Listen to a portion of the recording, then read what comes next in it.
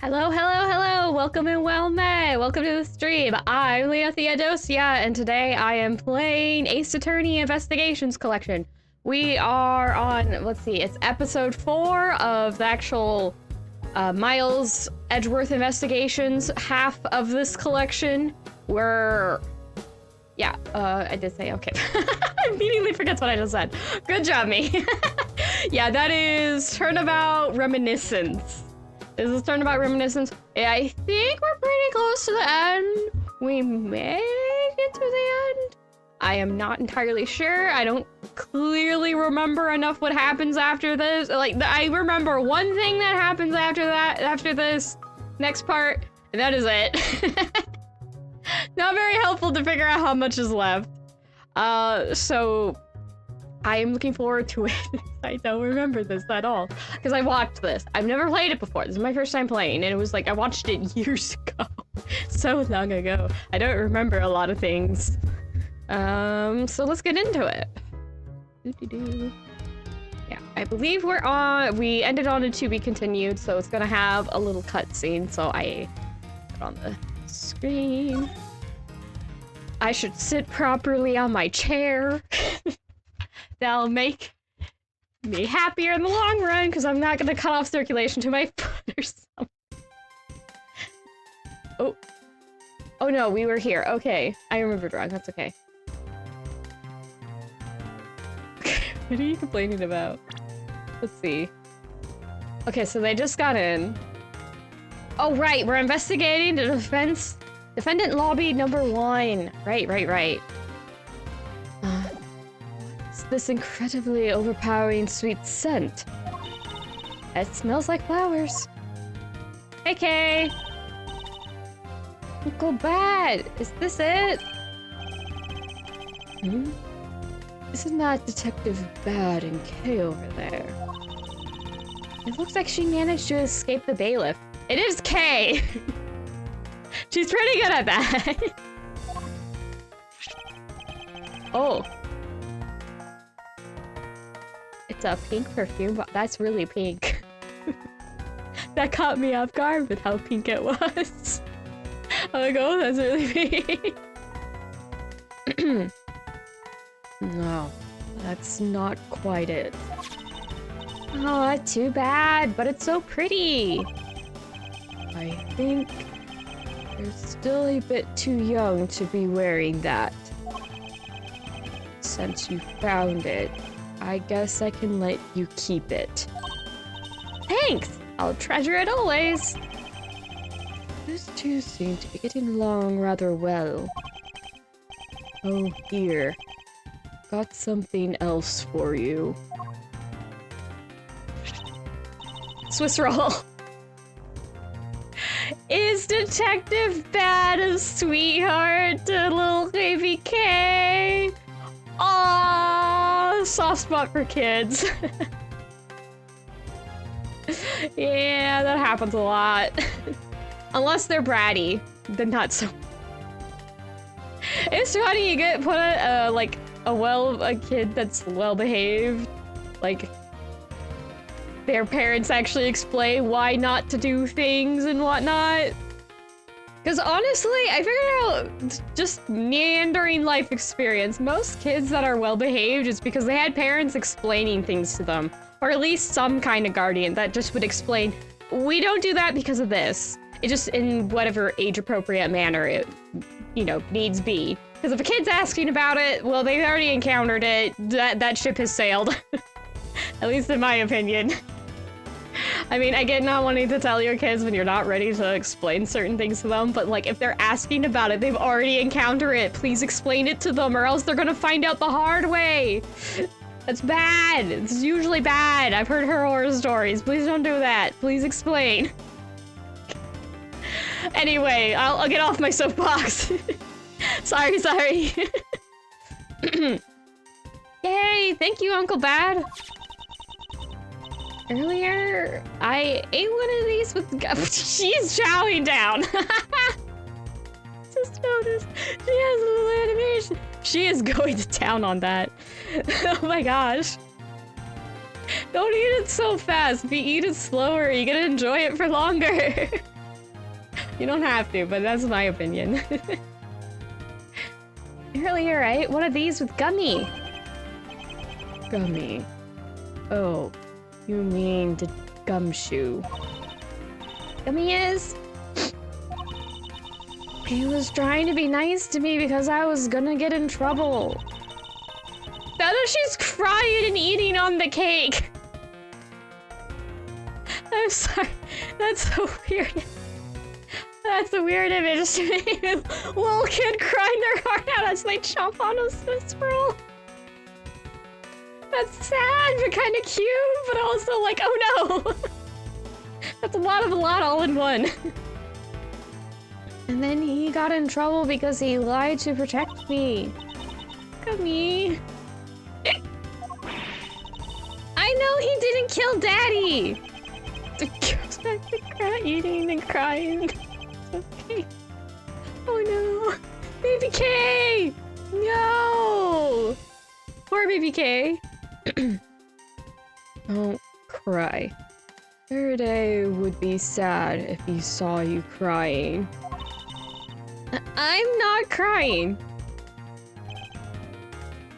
Okay. Oh! It's a Mr. Before! And the lady too! Or do you think it would be a good idea to go home for the time being? You're not involved in the investigation, so it's for the best if you do. Actually, I'm Uncle Bad's assistant, so I'm related to the investigation. Kids are cunning. Kids are crafty.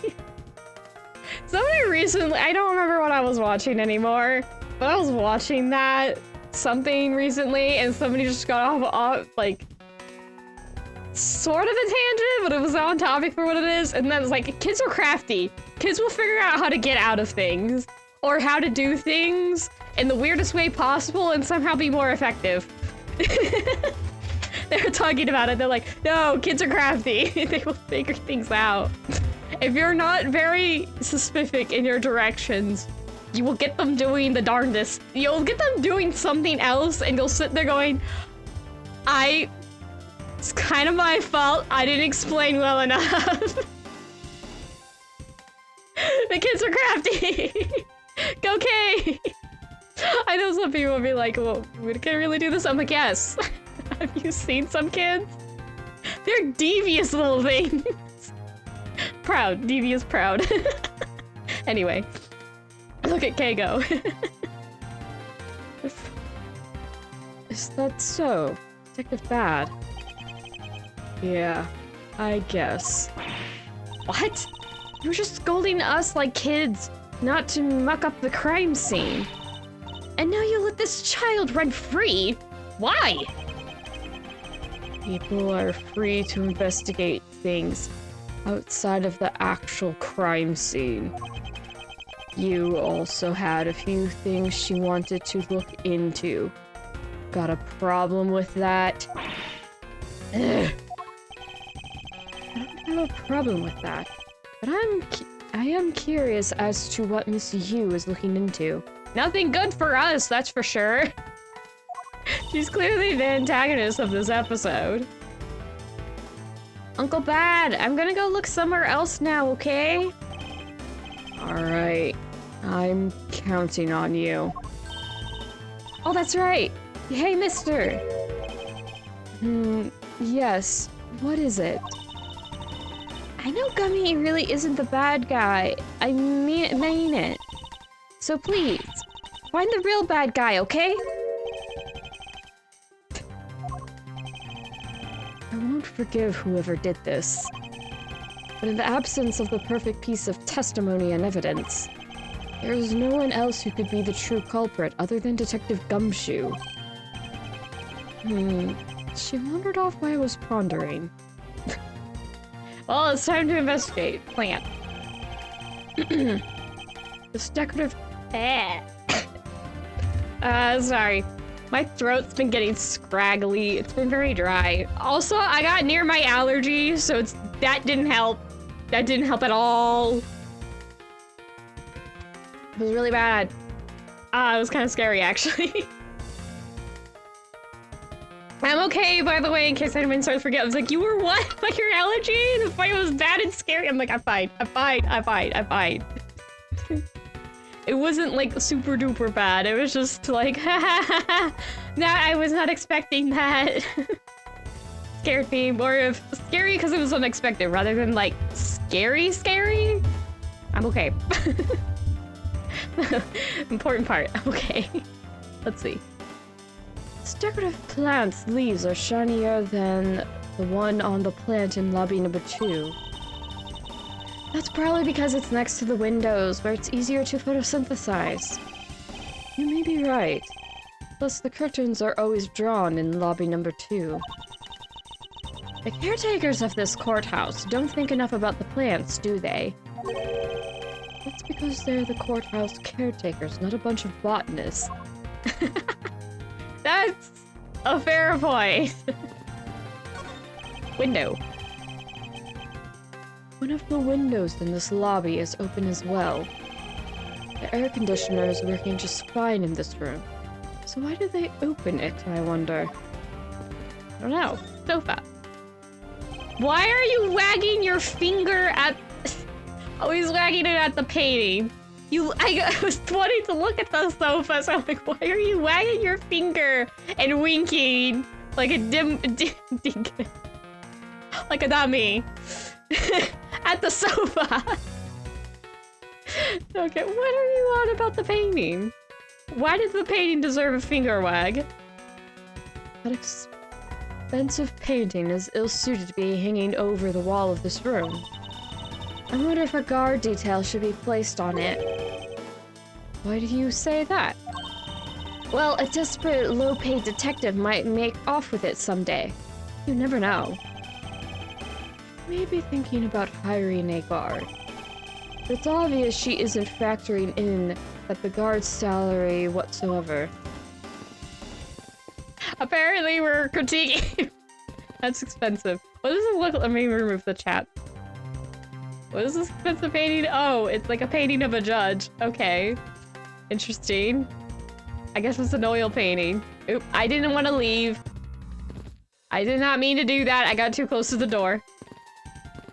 I'm gonna look around some more. Stand very too close. No personal space. What an incredibly strong-scented herbal tea. I fear that more than being relaxing. The scent may make one a bit heady instead. You put in a special request for that. No wonder she's so violent. If she's been drinking this stuff the whole time. Neither woman should be allowed to comment on that particular topic. Ever. Francesca, you have no legs to stand on people.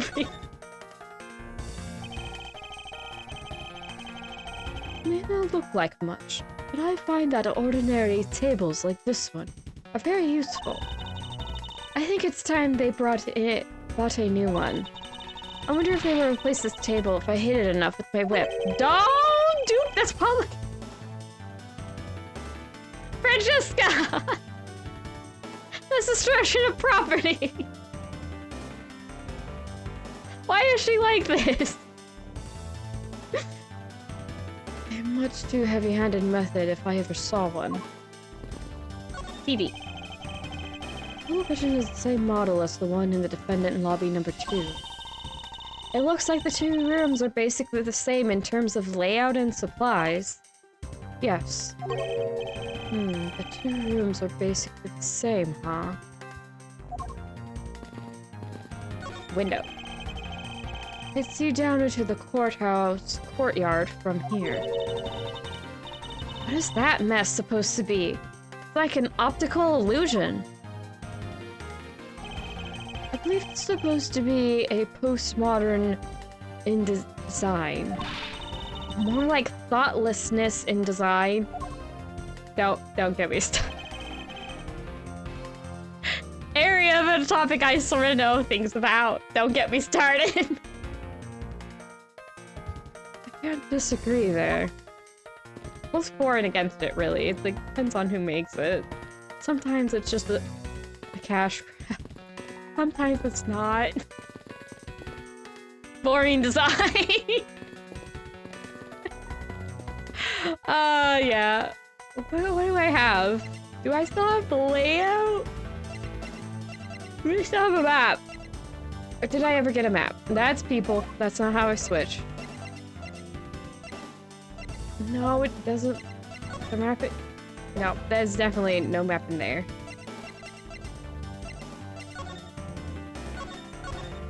Yeah.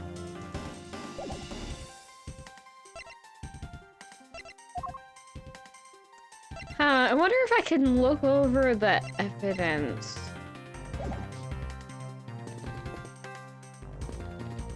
These rooms are very similar.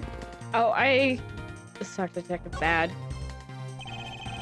Detective Bad, what exactly was Kay searching for?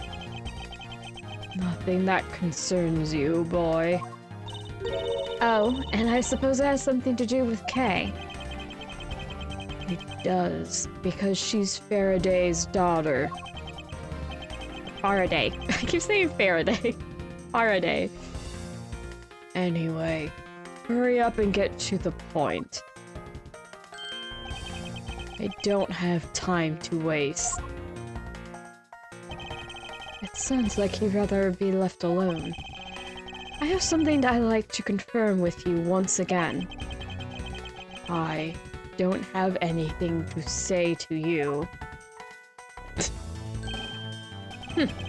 Be that as it may, we still have questions that we need answers to. Now then, first of all, what is that overpowering smell that is permeating this room?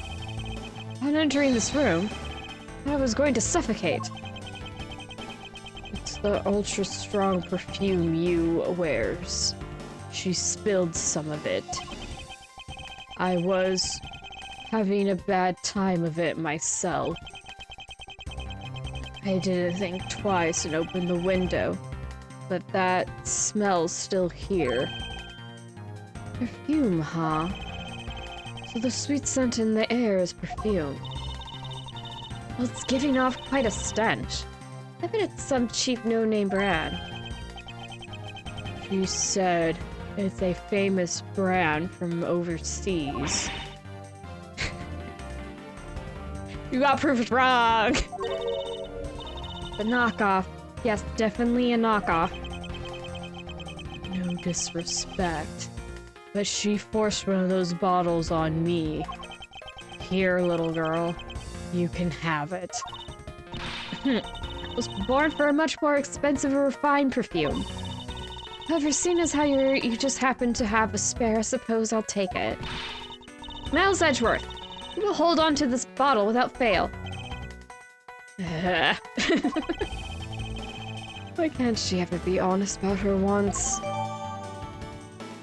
Misused perfume. Perfume given to bad by use. Same perfume as the one spilled in lobby number 1.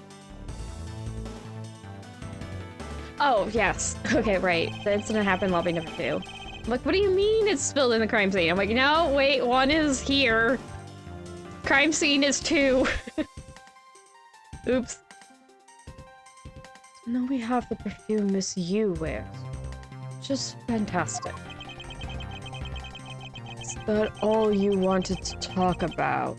If so, I'm going back to investigating. Actually, I still have a few other things I wish to inquire about. During the recess, relation to Faraday. Okay.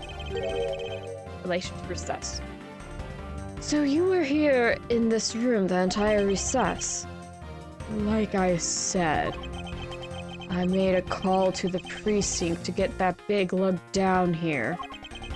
But other than that, I was waiting for the recess to end in here. At least her story is consistent. Earlier you stated that you were in this lobby with Miss Yew. Yeah. I ran into her in the hallway. She said she wanted to talk to me about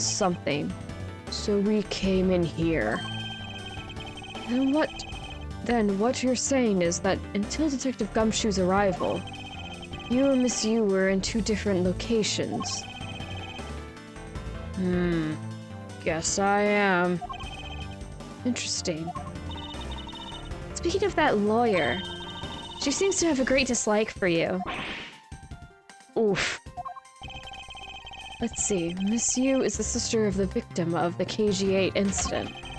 And, as I recall, Detective Bad was the lead detective on the case. I wonder if the reason for her disdain isn't simply because you failed to guard Cece, but because you were the lead detective on the case.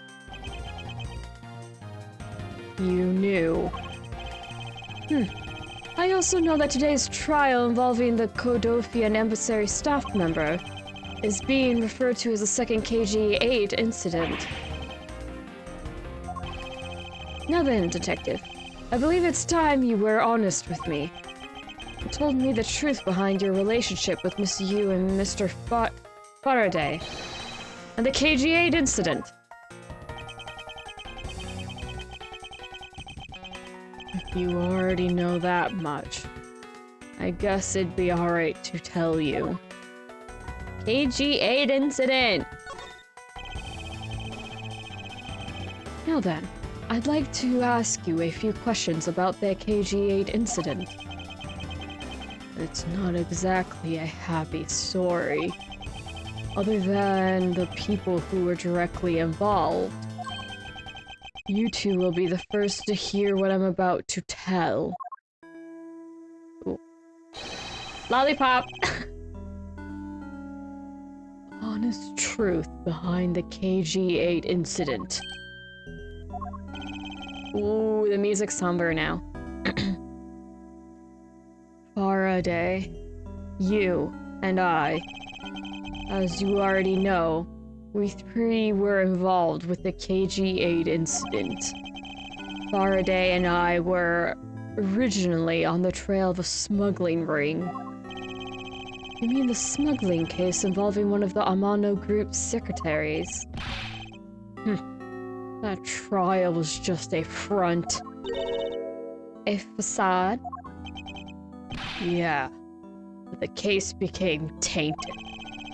All because the witness who's going to testify about the Amano Group's ties to smuggling ring, CCU, was killed. And what became of the secretary who was arrested? His name was Colin Devore. To be honest, the guy didn't know a thing about the smuggling ring, but he confessed to knowing about it anyway. Devore was probably being intimidated by the big boss man. Just another scapegoat.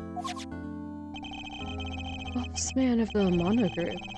It can't seriously mean Mr. Ernesto Amano. Years later, he puts this man in jail.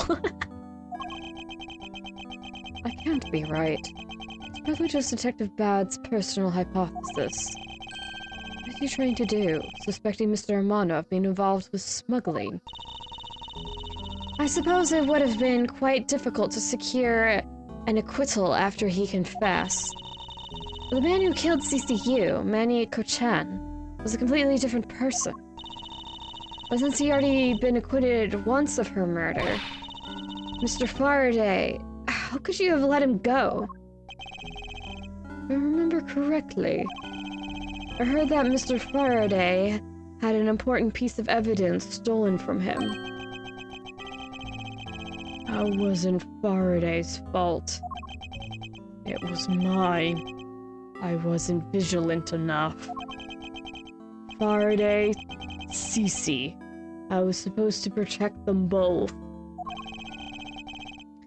Miss Yew did mention that as well, about how Detective Bad was supposed to guard her sister.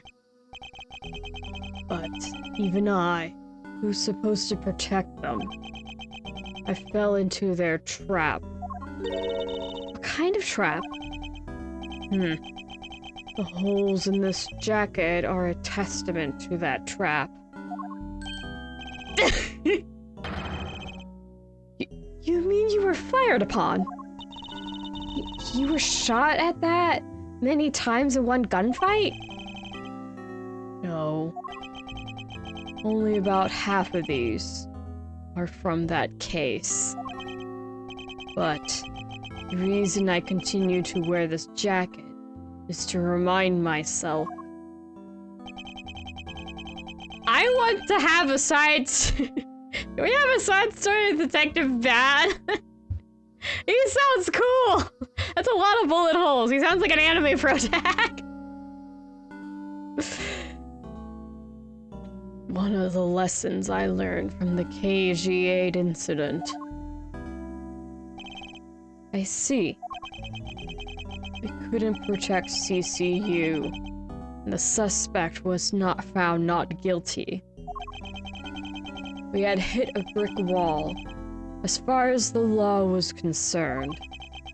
And that's when she came to the courtroom, the victim's sister.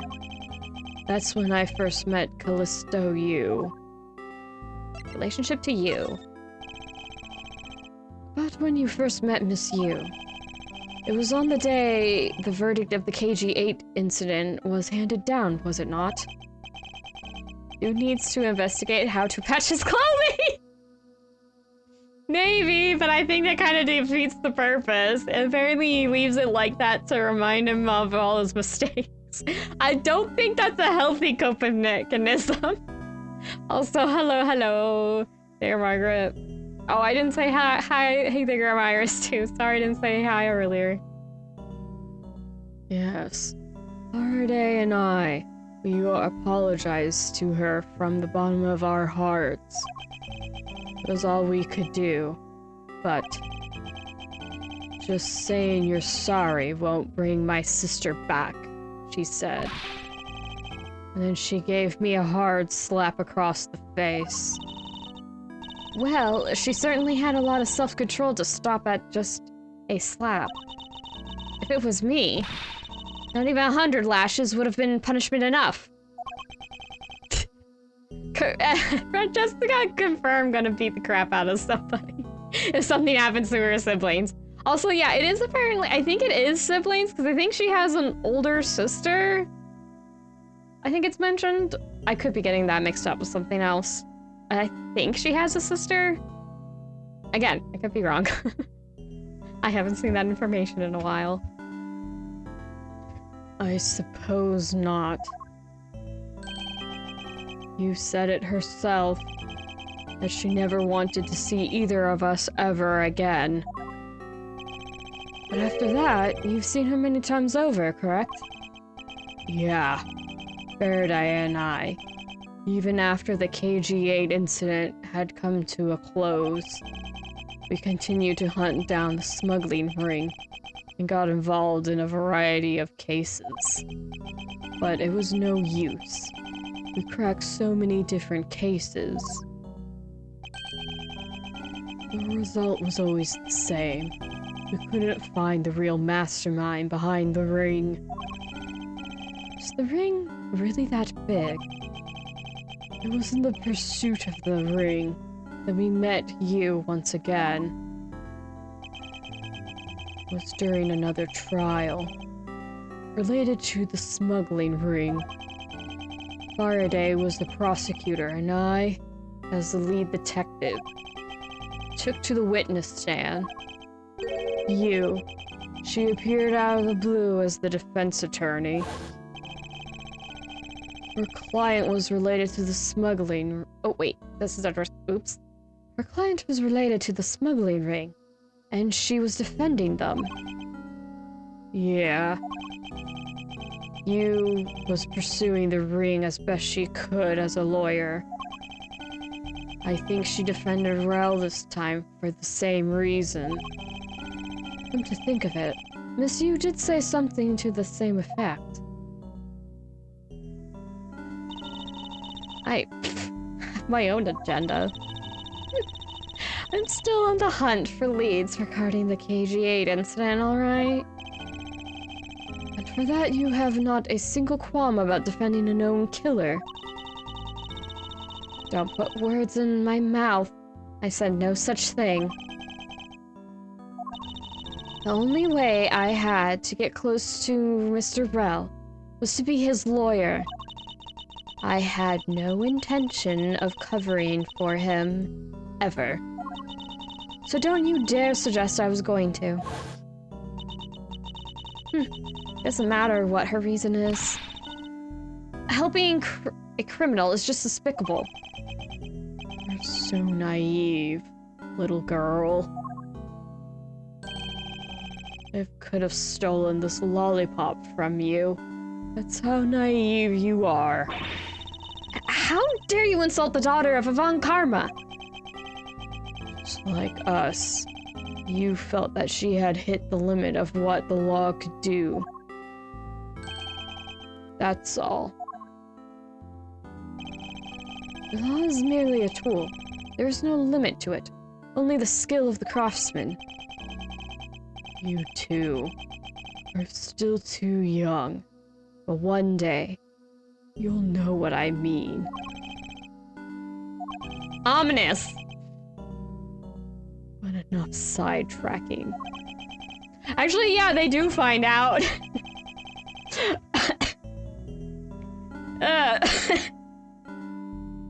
I'm okay.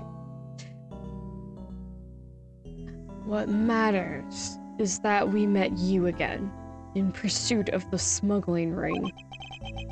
That's all. Okay, last question, maybe? Relation to Faraday. So what was your relation to Mr. Faraday? You even seem to know Kay fairly well. I met him when he was a rookie prosecutor. Known him ever since. And Kay, I've known her since the day she was born. Faraday and I, we cracked quite a few cases together. But you seem to have made no progress at all in the Yatagarasu case. Did we touch a nerve? Only have one thing to say to you. No one knew more about the Yatagarasu than me and Faraday. That's why I was called upon to testify in today's trial to prove that Rel was not the real Yatagarasu, which I would have done if he hadn't turned around and accused Faraday. After the accusation, I was asked to testify, but this time, to prove or disprove the accusation. But I guess I won't be doing that either. I sense there's more to that statement than meets the eye. Perhaps a bit more digging into the Yatagarasu is what's necessary. Ooh, Yatagarasu. You claim to know much about the Yatagarasu. Would you care to share what you know with me? What you two should be looking for right now is proof of murderous intent towards Faraday and Rel. I agree, which is exactly why I'm asking you about the Yatagarasu. What? The KG-8 incident and this second KG-8 incident. Both of these cases are tied to the smuggling ring.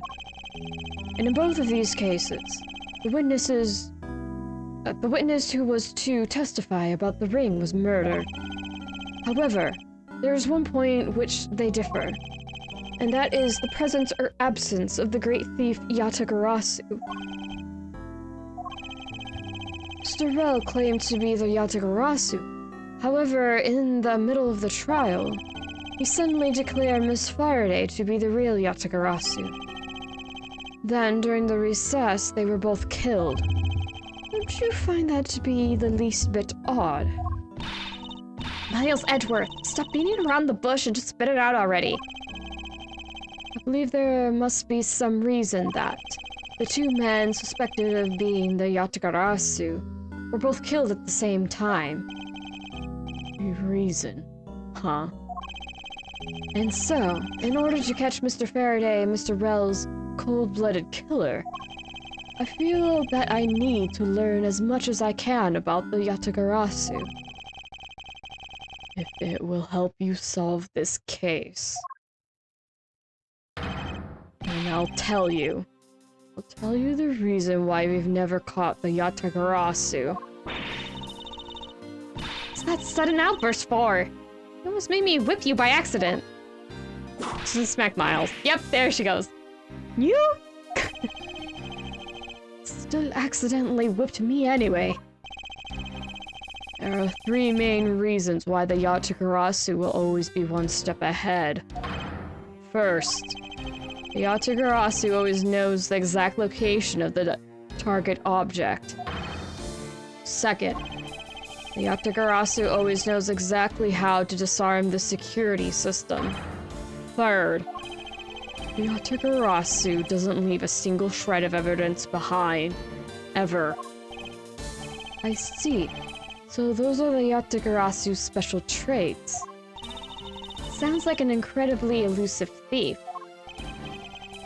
Yatagarasu has never been caught on tape, never tries to draw anyone's attention, and would never do something as lowbrow as commit murder. That is an intense look! That's how I knew that Rel wasn't the real Yatagarasu right away. But you can't use that sort of logic on its own to prove that he wasn't. Listen, little girl. I'm not done talking yet. What's different about this time was that evidence related to the smuggling ring was sent to the police. And the sender was none other than the one who infiltrated the Godofin emissary, the Yatagarasu. The Yatagarasu sent the evidence. Until now, the Yatagarasu would always publicize any corrupt dealings through the mass media. Not this time.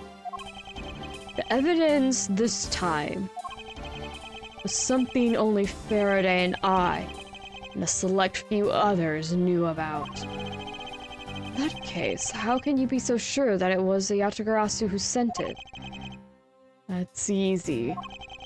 A special card that only the Yatagarasu uses was attached. That's how I can be so sure. But just what sort of card is it? Here. Take a look at this article. Whenever the Yatagarasu wants to publicize something, a white card is sent along with the stolen information. But when we questioned Rel about what was sent along with the white card, Rel had no idea what it was. Ah, and that's how Detective Bad knew that Mr. Rel was a phony. Thank you very much.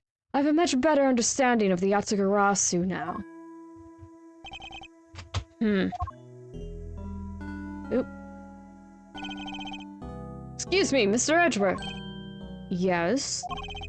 His Honor would like to transfer the evidence from today's trial over to you. So if you could please head over to the courtroom. It'd be much appreciated, sir. Understood. I'll be there shortly. Detective Bad? What does the law mean to you? Finding the answer to that question is the only reason I'm still alive. That was ominous! I became a prosecutor to find the answer to that question myself, and to play a part in ensuring that all criminals everywhere are found guilty. Oop. Here's stuff on the tables.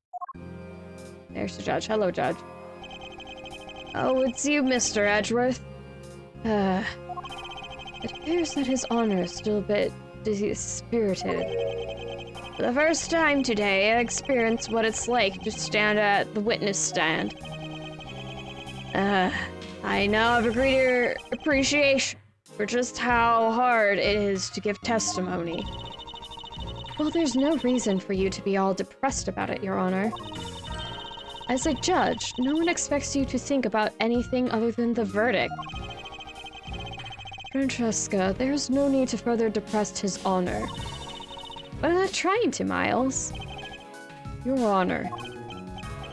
Your Honor, I've come to collect the evidence that was to be transferred to me. Your Honor? The evidence? Your Honor! Oh! You, yes, can I help you? He's a sad sack. Poor judge. I'd like to collect the evidence now, sir. Your Honor, do you think you could stay focused long enough to at least do your job? Yes, I'm sorry. And I would, except that defense attorney has yet to arrive. She is busy with the investigation. So let's just keep this brief, shall we? Very well. In that case, please confirm that all the pieces of evidence are present. Furthermore, the evidence that was used in the murders of Mr. Faraday and Mr. Rell are also included. So please go ahead and use them at your investigation into their case. Understood, Your Honor. A piece of evidence that were used in the murder of those two men. This could be a very good chance for me to find new leads regarding their case. Maybe even something that will finally lead me to the truth. Placed all the evidence over at the prosecutor's bench for you. I see. Thank you very much. I will go and confirm that they are all accounted for.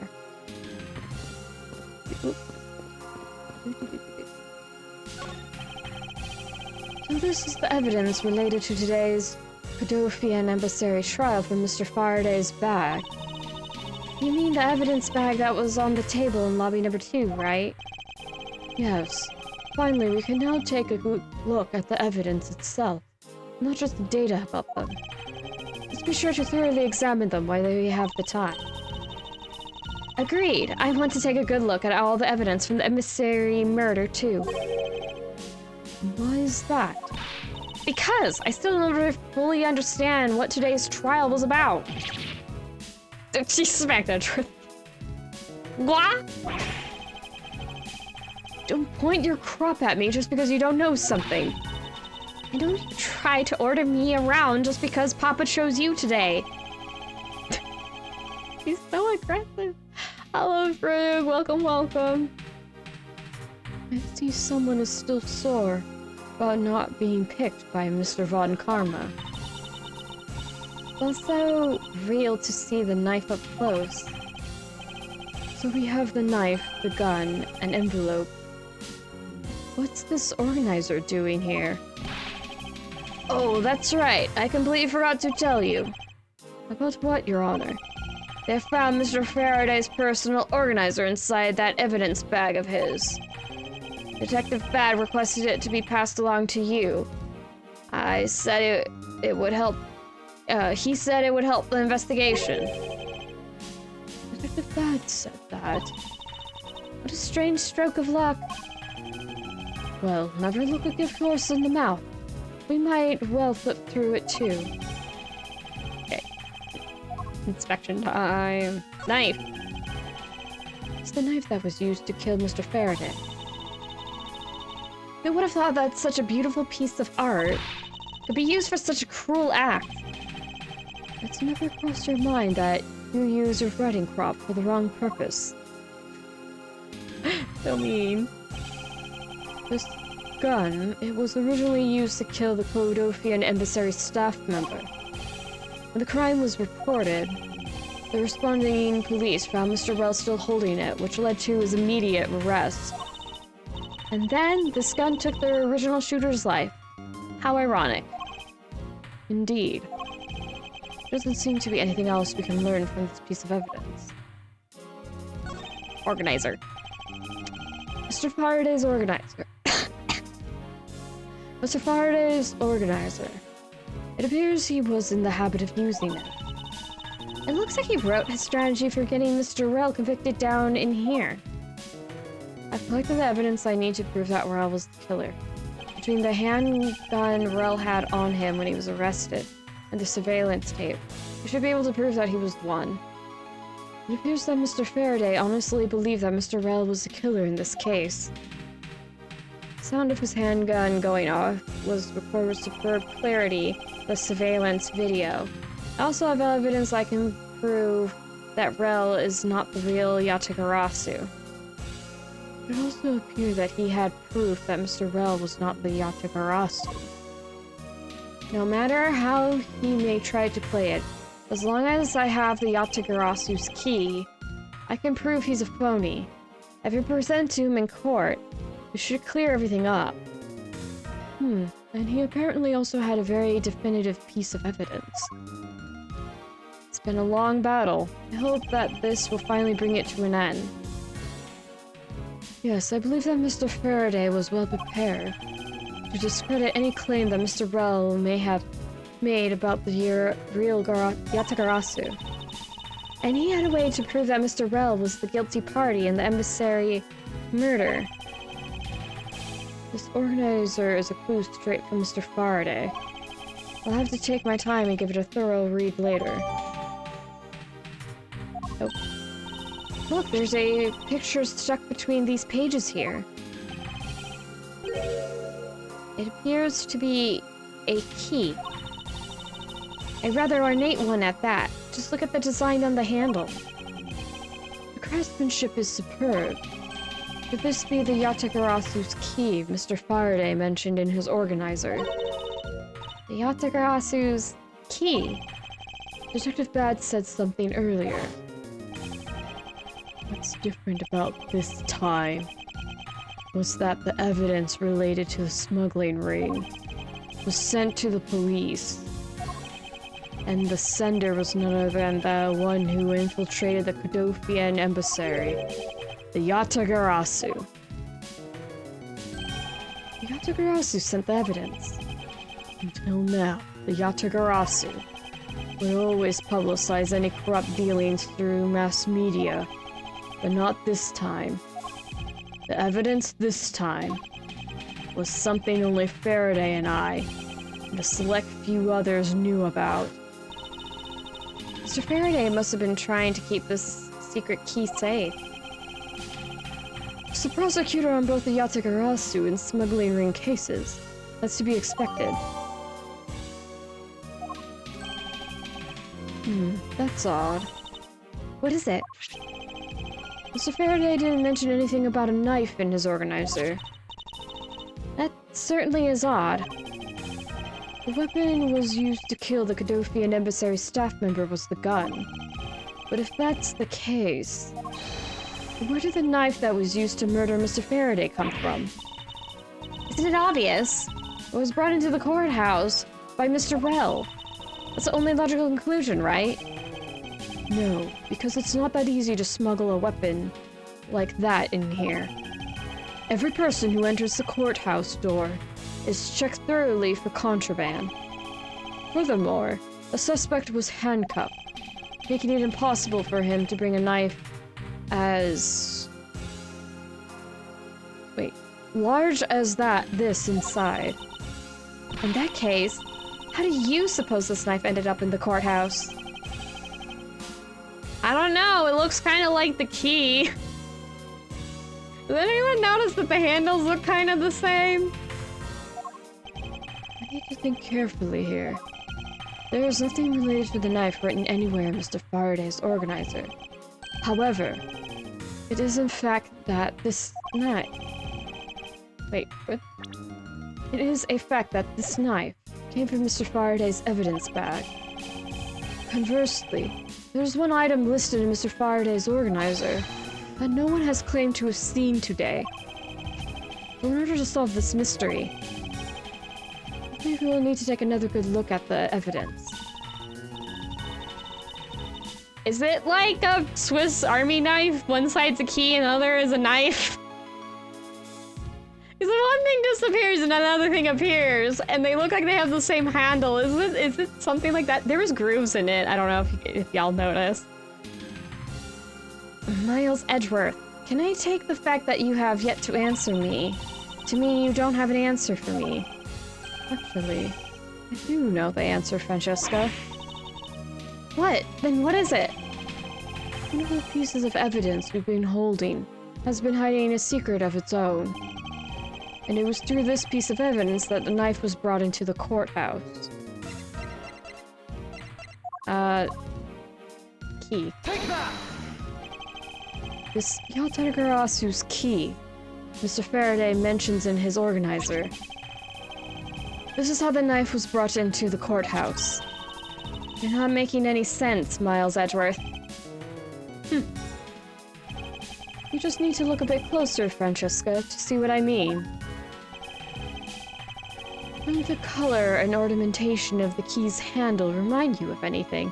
Yeah, I noticed that immediately. I'm good with visuals. Maybe not perfect, but I'm good with them. They do remind me of the knife. Very good. Both the Yatagarazu's key in this photo and the murderous knife have this very unique design on their handles. Furthermore, even though Mr. Faraday mentions the Yatagarazu's key, the only object we found at the crime scene was the knife. You don't seriously mean to say... Fingal rags. It appears that you've finally caught up.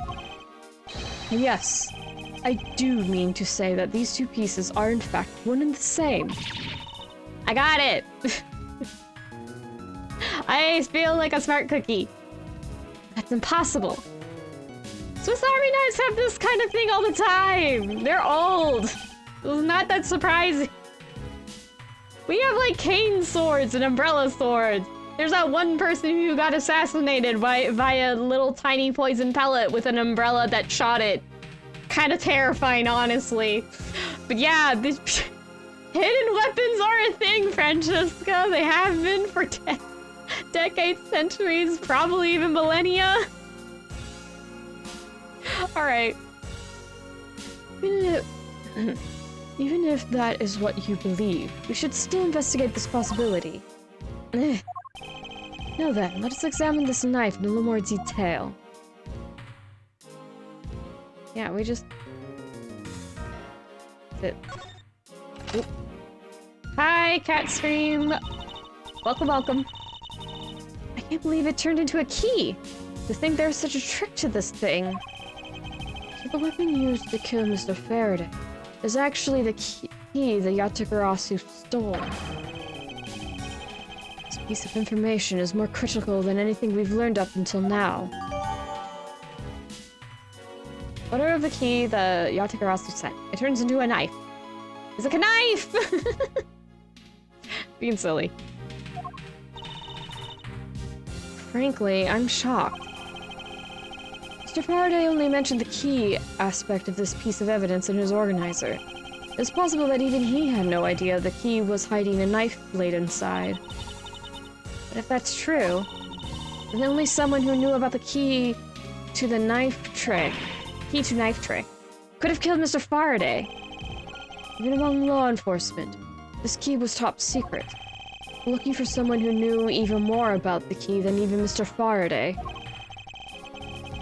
Meaning that the only person it could be is the one who sent the key in the first place. The great thief Yatagarazu. Then maybe Mr. Rel really was the Yatagarazu, and he was the one who killed Mr. Faraday. Isn't that one possible scenario? No, not really. Especially since Mr. Faraday was absolutely convinced that Mr. Rel was not the Yatagarazu. Besides, as Detective Bad said earlier, but when we questioned Rel about what was sent along with the white card, Rel had no idea what it was. I see. Alright then, I guess the person who knows the trick behind this key is someone else, and that person is the real Yatagarazu. It seems that this key is truly the key to solving this case. Weapon used to kill Faraday. It has a secret ability to change into the key the Yatagarasu sent. Can I play with it some more? Oh, I just realized my screen is not centered. Oh no, that's been like that this entire time. I'm sorry. Hold on. Do I have... Okay, that is on. Okay, that should be easy. Whoops. Here we go. Oops. It wasn't that much off. Is this all checked off now? Okay, so the only thing we have left is the folder, but yeah, you can go over here. Ooh, yeah, I need to move it. Oh, that's how. Yes. I just wanted to do that again. Oh, that's neat. Can I push this again? Can I push this again? No, you can't make it go.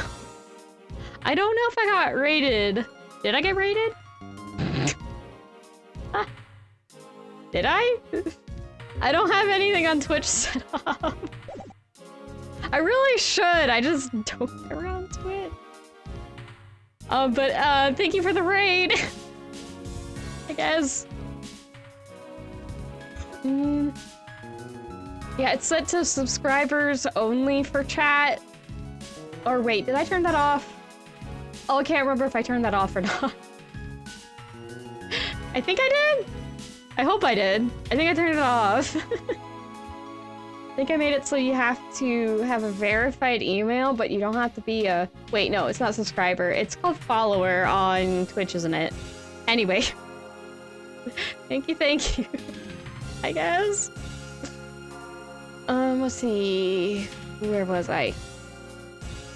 Right, I was just fiddling. I was playing with the key because that was kind of cool. I'm sorry, the little animation, I'm just... It makes it so it doesn't have a seam even. It's like... Yeah. It has like grip. It's wavy like that, it makes it have a better grip. Why is there niches on the bottom there though? Maybe it's just how it's made. That's kind of cool. I don't know how practical that would be. But it is cool. Okay, what's in this folder? I took a quick look through these documents before the trial started. Well, I wasn't even afforded the opportunity to skim it. I suppose I should explain it to you then. Yes, you should. Perfectly and in its entirety, if you please. On the night of September 8th, an embassy staff member was killed in front of the embassy. The staff member died of shock due to being shot in the heart. Would it... Did you just die from that? Okay. Mackerel was brought in that night as suspect and thoroughly questioned because a murder weapon was found on him, for which he was arrested on the spot. A simpleton of a man, that's what he was. Perhaps he was, but the weapon wasn't the only incriminating evidence we had. Mr. Rowe was caught in the act on film by a security camera. It was an even bigger simpleton than I'd thought. I can't believe he didn't notice the security camera. The Kodofian emissary security system is supposedly very well designed. He may have simply not been aware that there was a camera in the area. So, have you seen the contents of the video for yourself? Yes, the surveillance video the security camera took was played during the trial by Mr. Faraday. You can clearly identify Mr. Rell on it. Even the sound of the gunshot was crystal clear. So the footage included sound, huh? I don't think I ever want to see the moment of somebody's death in real life. Me neither. That's odd. We're short one piece of evidence. And the piece that's missing is the surveillance video that was played in court. The surveillance video? How could a piece of evidence just disappear? Where did it go? The video showed the moment in which Mr. Rell committed the murder. Where could it have gone indeed? Are you done with your inspection of the evidence? Yes, I'm finished. However, Your Honor, I'm missing a single piece of evidence, a single piece of prosecutorial evidence. Your Honor, were you derelict in your duties? What? No, I dare not look my duties. What do you take me for? No, Your Honor, the most important piece of evidence in today's trial, the surveillance video, is not among the evidence you laid out before me. But I brought Mr. Faraday's whole bag with me from the crime scene. Maybe the tape is still somewhere at the crime scene? There's something wrong here. Something about this missing piece of evidence. It would appear that for me to find the answers I seek, I'll have to pay another visit to the scene of the crime, defendant in lobby number 2. Here we go. Lang! Spiky Wolf Boy! It's a wolf boy! He's so cute! He's wearing normal clothes! Okay. I'm good. Now. That's Detective Bad. But who is he with? I've never seen that officer before. So, did you find it? No, not yet. I've looked everywhere. I see. Well, then please continue with the search. Understood. I'll continue the search. Huh. So you're the one running this show? Prosecutors like you shouldn't be allowed at crime scenes. How dare you? Just who do you think you are? He just laughed.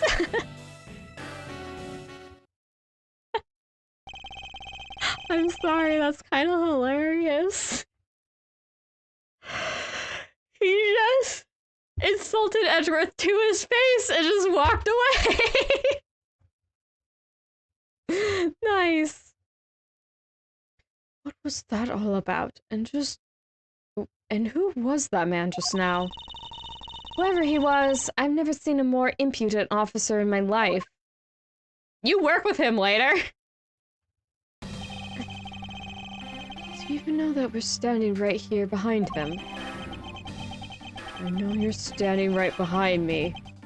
What do you want, kids? Mind reader. Or he can read backwards really well. It looks like you were paying attention after all. Of course I was. I have eyes. The back of my head. Oh, so that mirror isn't for vanity's sake. It's for him to keep an eye out on who or what is behind him at all times. Oh. Right. Clever. I suppose. So tell me, Detective Bad, who was that rude man just now? The guy came here from the Republic of Zhengfa to study. He's Agent Lang. He's trying everything he can to revive the lost honor of his family. He's traveling the world to study different philosophies of detainment from scratch. By visiting various police departments around the world, he has a lot of dedication. He's still just a rookie cop. I sense a strong grudge of some sort from him. The guy's more useful than Gumshoe, even if he is rude. Well, he sure has a lot of guts to come to this country and give prosecutors a hard time. I could probably just make it smaller. I agree. However, I can think of one young lady that statement also applies to. Anyway, what was that agent looking for, Detective Bad? Earlier, that little girl was poking around in lobby number 1 as well. Like I said before, It's nothing to do with the two of you. I highly doubt that it has nothing to do with me. Fine, if this is the game I must play, then I will take this opportunity to draw out what he's been hiding and what happened in this room straight from him. Hello. Earlier you were in lobby number 1, and now you're here in lobby number 2. You are quite the busy man, Detective Bad. Multiple returns to crime scene brings about success. That's what we detectives say. I see. In that case, you wouldn't mind if I asked about what happened again, correct? I don't have anything left to say to you, boy. Boy, you'll see. I will draw my answer from you one way or another. Would it kill you to help us even a tiny bit in our investigation? I gave Faraday's notebook to the judge earlier. That's help enough, don't you think? Please, we're asking you for just a bit more of your cooperation. Don't push me, kid. I'm with murder. I'd like to ask once again about what happened around here at the time of the crime. I refuse to answer.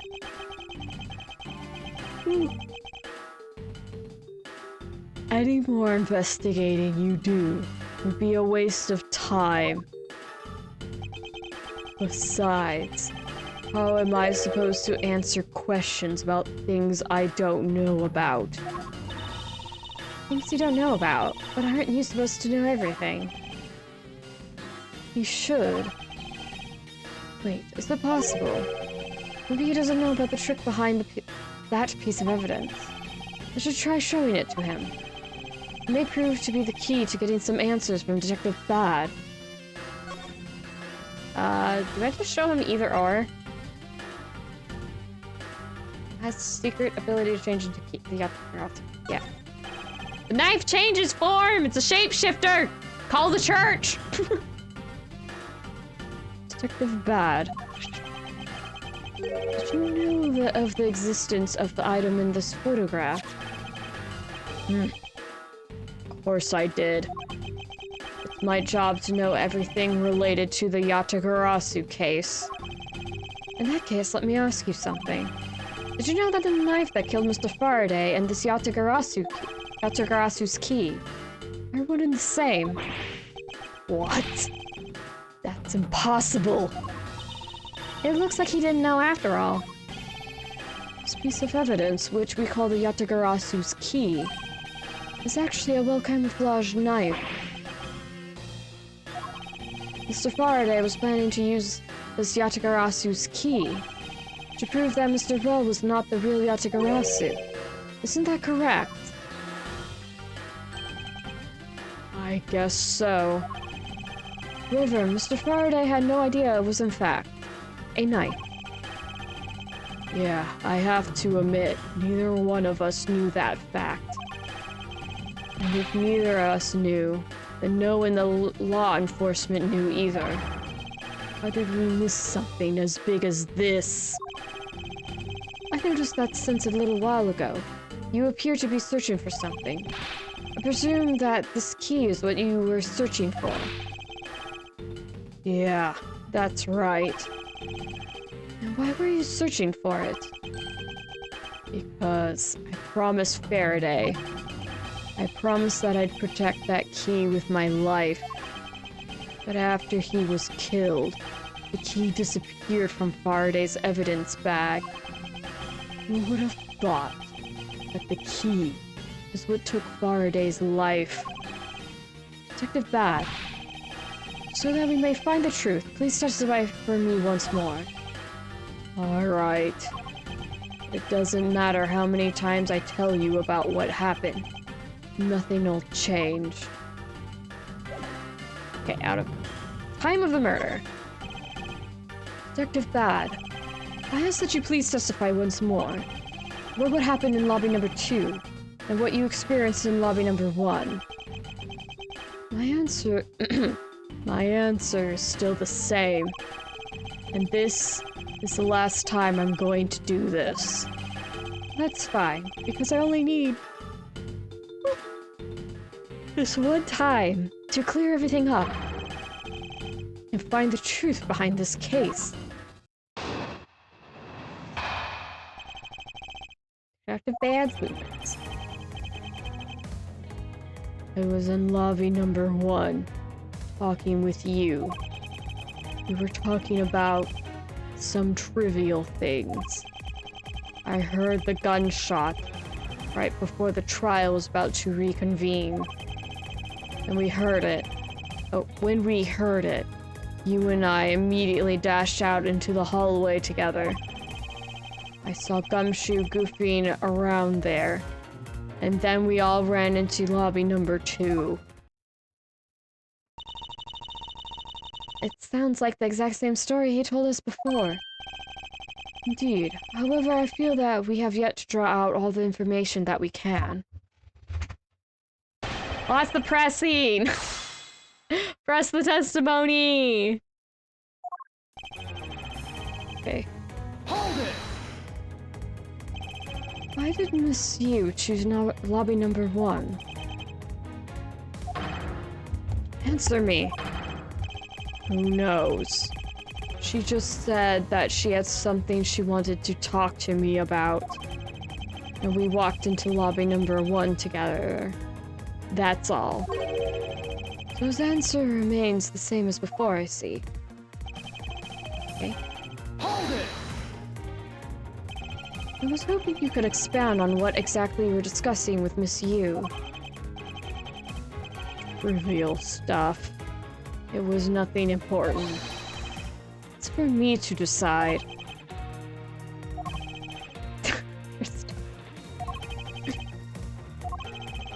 Alright, I suppose that's for him to decide. Moving on then. Edgeworth gave up! Okay, so the gunshot they heard. So you heard the gunshot. Did you notice anything else that was out of the ordinary? I didn't hear any other strange sounds until that gunshot. The gunshot Detective Bad heard was really the one from the murder. That would give the other piece of evidence an entirely different meaning. I ask that you please amend your testimony with that statement just now. Sure. I didn't hear any other strange sounds until that gunshot. The balloon? There's no thing we found on the windshield of the hallway. You heard a gunshot right before the trial was about to start again.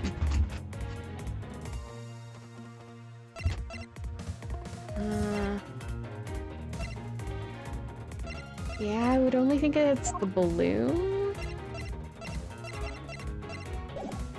Okay, give it a save. And I'll give it a try. Did I save out? Oops. I saved below. Oopsie. That's just gonna be there now. I'm not sure if this will work, but we'll give it a try, at least to take it off the table. Objection! Oh, it worked. Never mind. Detective Bad, does this balloon fragment remind you of anything? It's the same color as the one Kay was holding. Oh, so you knew about that girl's balloon? Yeah. I was sitting with her up in the gallery during the recess. Just before we split up, I filled that balloon up for her. He gave her the balloon? Wait, where did he get a balloon? Where did he get the helium for the balloon? I have questions. This is what? Anyway. He can't just use his breath. Those don't float. It was floating. Anyway. Well, as you may have already surmised, this piece of evidence did indeed come from Kay's balloon. So, what about the balloon?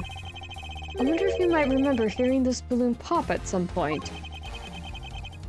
What are you getting at? This fragment was found in the hallway right in front of lobby number 2. Furthermore, it was the sound of this balloon popping that the judge mistook as a gunshot. Oh, so the sound the judge heard was not actually a gunshot, huh? On top of that, His Honor said that he heard the balloon pop, but 20 minutes before the trial was to reconvene. Yes, which means that His Honor heard the balloon pop in the hallway when you were in lobby number 1, Detective Bad. And if you were in lobby number 1 at the time, you were close enough that you should have heard the balloon popping as well. So? Don't give me a so. We just proved that there's a flaw in your testimony. The cracking of the truth is louder than the sound of your sweet naivete cracking. And since you kids don't seem to know, let me fill you in on something. Did you ever stop to think why the doors and walls of this place seem so rugged? It's because they were designed to keep secrets from being leaked. What is that supposed to mean? The doors and walls are super thick. The window panes are double layered. To top it all off, even the curtains are made of a special sound-absorbing material. Then you mean, since I was shut up inside lobby number 1, there's no way I could have heard that sound. No. How did anyone hear the gunshot then? I knew that's what he was going to say. But that means that scruff-faced testimony is completely useless. If the rooms are soundproof, then of course you wouldn't hear any sign of sort of struggle. That's also why it's only natural that I didn't hear the balloon popping. Now do you get it, kids? Miles, I thought we were supposed to be the ones finding flaws in his logic. Not the other way around. Other way around? It's not possible to hear the sound of a balloon popping if it were in lobby number 1. However, if we examine the situation reversed, the person standing in the hallway should not be able to hear the real gunshot either. And yet Detective Gumshoe claims to have heard it while he was standing in the hallway. Detective Bad, if that's the case, how exactly did you hear the gunshot? You mean how? I just did. It would appear that you have yet to realize a contradiction in your own words. Oh, how so? If the rooms are as soundproof as you say they are, then how did the sound of the gunshot enter your ears? I see what you mean. I guess I'm more out of it from Faraday's murder than I had thought. Which means what exactly, Miles? In the end, what does it all boil down to? It boils down to this. There must be a reason as to how Detective Bad and Gumshoe heard a gunshot they theoretically couldn't have. It looks like we need to examine the state of the crime scene again, huh? State of the crime scene? Wait, can it be? It's that ultra-strong perfume Yew wears. She spilled some of it. Logic. Ah! And way too noisy. Looks like it was set up to incredibly high volume. A surveillance video? How could a piece of evidence just disappear? Where did it go? Logic time. Oh. No human could climb through these barred windows. The scent of flowers is in the air. It was open to allow a mysterious smell. Incredibly high volume. I'm guessing it's these two? It's the flowers. Yeah. It's the first thing I thought of when we got a flower-scented perfume. I'm like, is that has to do with the flower scent from the window? How do I remember these things? I usually am not this good. I guess my memory is getting better. Yay! It's simply not possible for the killer to have escaped through the barred windows. And yet the fragrance of this perfume managed to escape from defendant lobby number 1. Of course, incorporeal things can move freely through these open barred windows. Or anything small enough to fit through the bars. We could have made it through, but what about incorporeal things? Oh, very loud television! Wait. Was it played on the TV?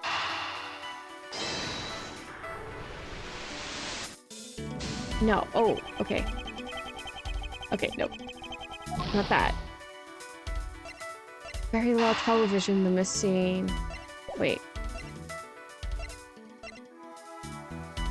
Very loud television, open window. Maybe this first? Yeah, the noise from the TV. Now then, what else besides the smell can go both in and out of an open barred window? The answer is sound. So no matter how careful the killer was, if the windows were open, the jig would be up. And since the windows in both defendant lobby number 1 and the hallway were open, that explains how the sound of a gunshot could be heard in both locations. Gunshot could be heard. The windows were open, so the gunshot could be heard. From where did it originate from? The evidence! There was no gunshot in the lobby. Or fired in that lobby. Well, there might have been, but not this time! The missing piece of evidence is a video that shows the moment in which Mr. Rell killed the embassy staff member. The sound of the gunshot left quite an impression on me when it played during the trial. The video should have been returned to Mr. Faraday's evidence bag for the recess, and brought back here. If it disappeared after that time, it is possible that the tape is still here in this room. Eureka! The evidence that the missing evidence created for me is the gunshot sound that no one should have been able to hear in the first place. Miles, what have you been thinking about? Stop wasting time thinking and let's start looking again. It's not a waste of time to think, for I figured out where we should look. And where would that be? I believe we should examine the television. The TV. Well, you kids have fun. Go ahead and examine whatever you like. Investigation time! Let me go! Yes. We want to look at the VHS player. It's a video player. There seems to be a videotape inside. It looks like it. The tape must have stopped on its own when it reached the end. This tape. Could it not be the missing surveillance tape? I suppose, but... Detective Bad, would it be alright with you if I verified the contents of this video? Sure. Knock yourself out. Alright, let's rewind this and see what we have. Sorry. I haven't heard that out in a while. I remember correctly, the footage of Rail killing the embassy's staff member should be about 30-minute mark from the start of the tape. Understood. It should be about right. Now then, let's see. Oh. This is the footage of Mr. Rell shooting the embassy staff member. I knew it. The missing piece of evidence, the surveillance video, was here all along. Found it! The sound. What's the meaning of this? It appears that Detective Bad has figured out the true source of the gunshot he heard. With this, I think we can figure out the trick behind this double murder. Do you mean that you figured it all out, then? Yes. All I have to do now is show what the gunshot Detectives Bad and Gumshoe heard was. And through where they heard it from. Fine. In that case, show me what you've deduced. Now to show what the gunshot Detectives Bad and Gumshoe heard was. And through what they heard it from. The speakers. Just with the spilled perfume in lobby number 1. The windows were open. That piece of evidence sound would also dissipate out. Now to show what the gunshot Detectives Bad and Gumshoe heard. Through where they heard it from. Oh, okay. Okay. We want deduced with the tape on the window. I think that's what the game wants me to do. We'll see. The door and the windows to the crime scene, namely this room that we're in, were closed. The killer could have used the gun and no one would have been the wiser. That's true. This courthouse does seem to be well designed for such a thing, as it were. However, what happened in reality was, Detective Gumshoe and Detective Bad and Miss Yew, all three of them heard the gunshot. The windows in lobby number 1, number 2, and the hallway were open. So naturally, the people in those locations could hear it. But then, why would the criminal open the window in the first place? To allow the gunshot to be heard, I suppose. Correct. That's the only logical conclusion we can draw from this. But why was that necessary in the first place?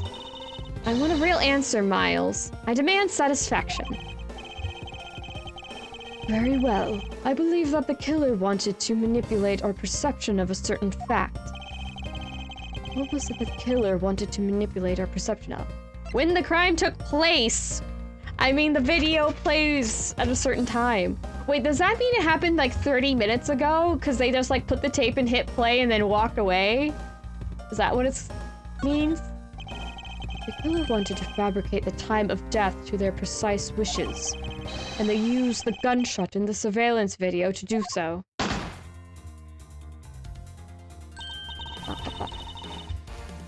So that's why the tape was left running. You mean the gunshot I heard was from this video? Yes, which means that the murders really occurred at an earlier time than we thought. It must have been during the recess, but before Detective Gumshoe was on duty. Someone who has no alibi for that time period, and planned this crime out in advance. That person is the real killer. Oh, Barfield again, yay!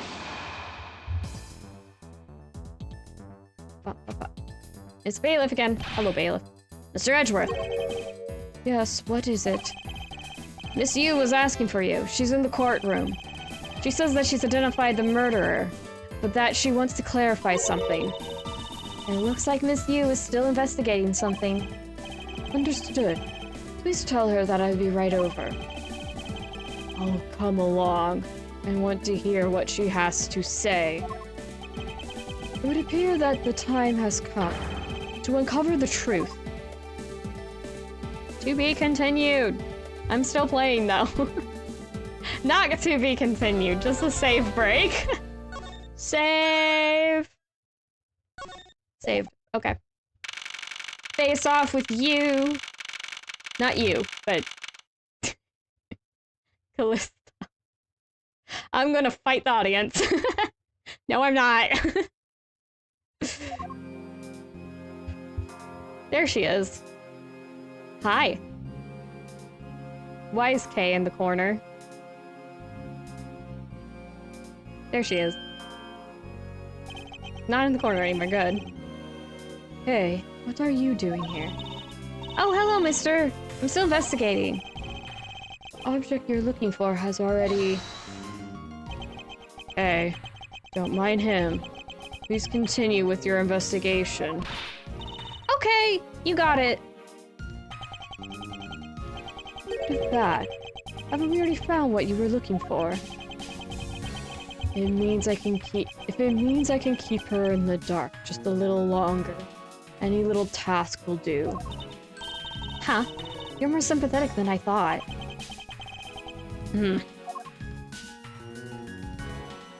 He's a grumpy guy. Why are they standing?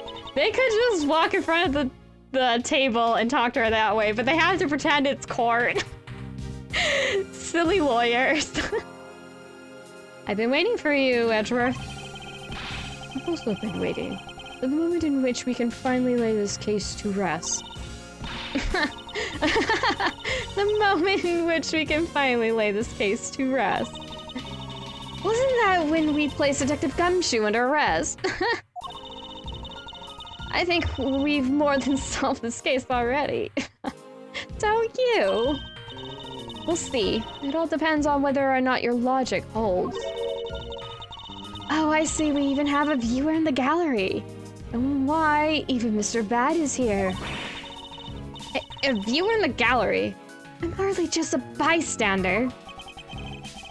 I have a duty to see this case through to the end. No matter how it turns out. Oh, is that right? Anyway, I thought you might like to hear what I've slaved away to find out. I've taken statements on every single person's movements. And during the time when our suspect was in the hallway, I also confirmed there was no possible route of escaping from lobby number 2. Therefore, the killer must be without a doubt be Detective Gumshoe. And that's all you have?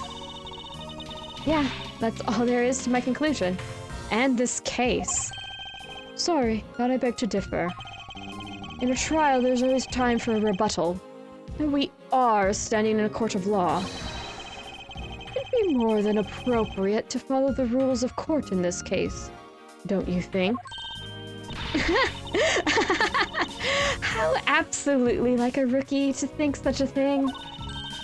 But alright, I'll play along and give you a proper testimony. My logic is correct. Then I've already won. All I have to do now is prove it. By showing who the real killer is. Face off! Misuse argument. Everyone, sans the suspect, has an alibi for when the gun went off.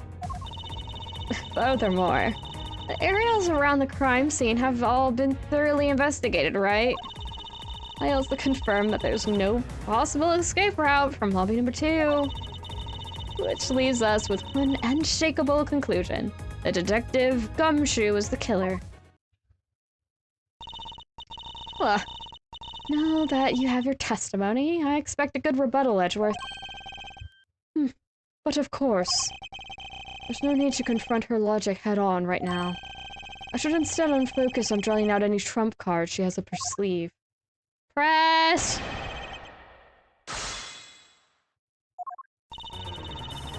Okay. Hold it! Alibi is at time of gunshot. The suspect. I thought that Detective Gumshoe's alibi has already been proven. Are you joking, Edgeworth? I assure you this is no joke. Look, I know you heard from the judge earlier.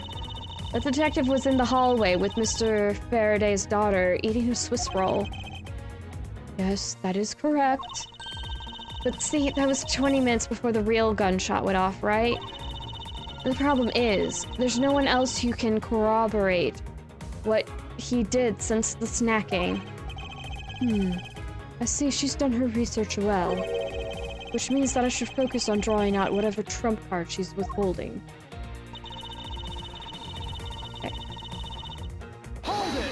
Area around has been investigated.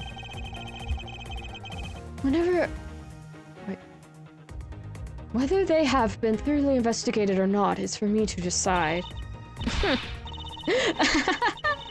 The scrunched eyebrows and lines on your forehead are back! Anyway, if you believe it hasn't been exhaustive, the crime scene lobby number 2 has no way out other than the hallway Detective Gumshoe was standing in.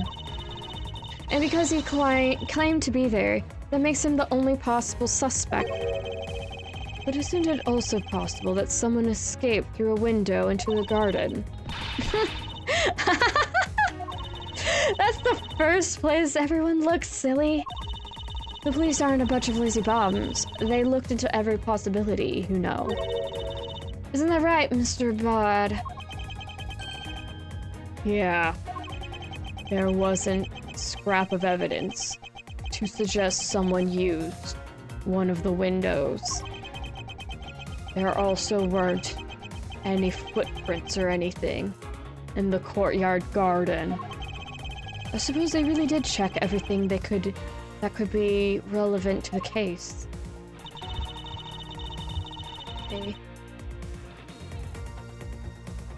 Is this the same as... Oh, areas around. No, we were talking about areas around. This is no escape from the room. Hold it! Okay. Are you absolutely positive that there are no possible routes of escape? Of course I'm sure. And why are you so certain? This is a courthouse, the place where criminals are brought to be judged. If there was an escape route, I'm sure every criminal would be using it to escape. It's just common sense. Miles Edgeworth, I suggest you use a bit more of it in the future. Yeah. He's trying to bait information, Francesca. Okay. Unshakable conclusion, detective is the killer. They think it's unshakable, but to me there are still too many unanswered questions. For example, who was it that placed the gun in Mr. Faraday's hand? You're the only one who's still wondering that. Detective Gumshoe probably had no idea which hand Mr. Faraday used to write with. Even if you know someone, it doesn't mean you'll know which hand they write with, right? I mean, I certainly don't care about that sort of thing.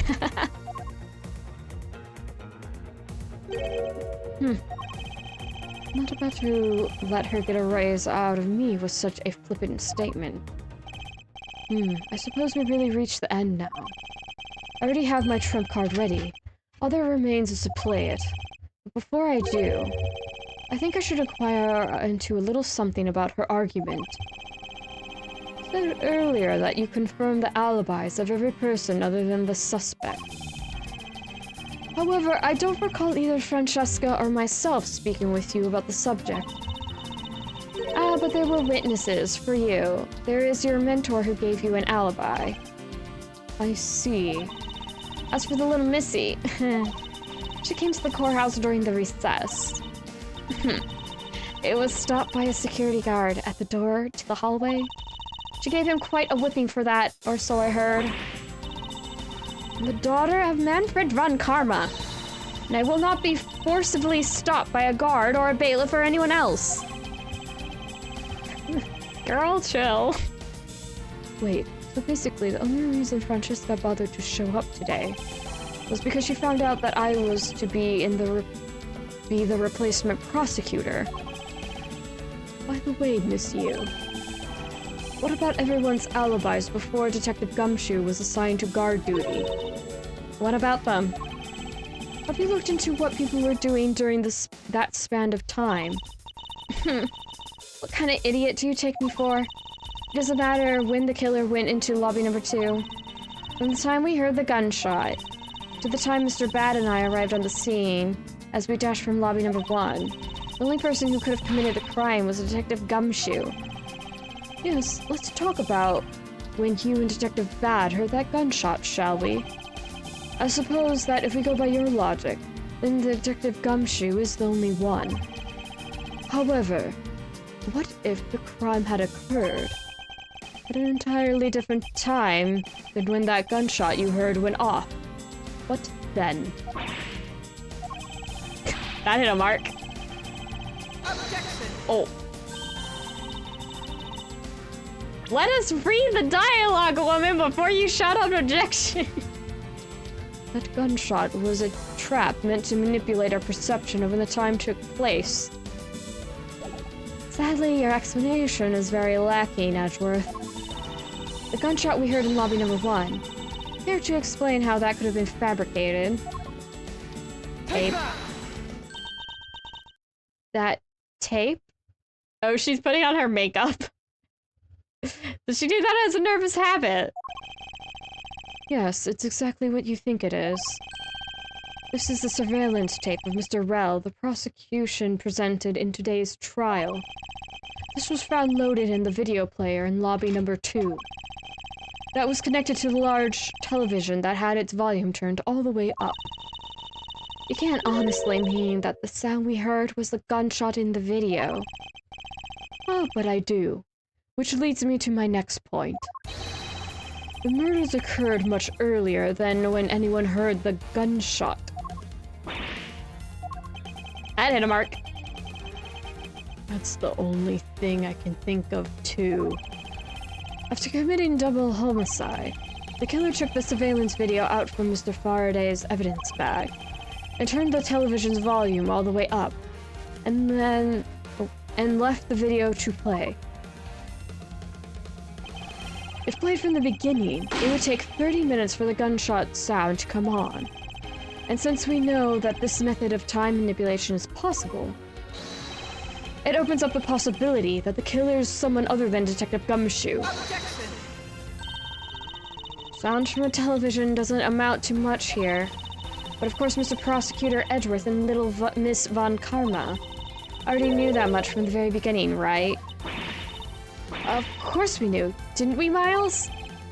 Yes, of course. We know about the soundproof quality of this courthouse's rooms.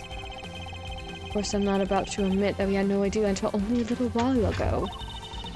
That's right. If the rooms are soundproof, then we should not have been able to hear it. Yet we heard a gunshot, clear as day.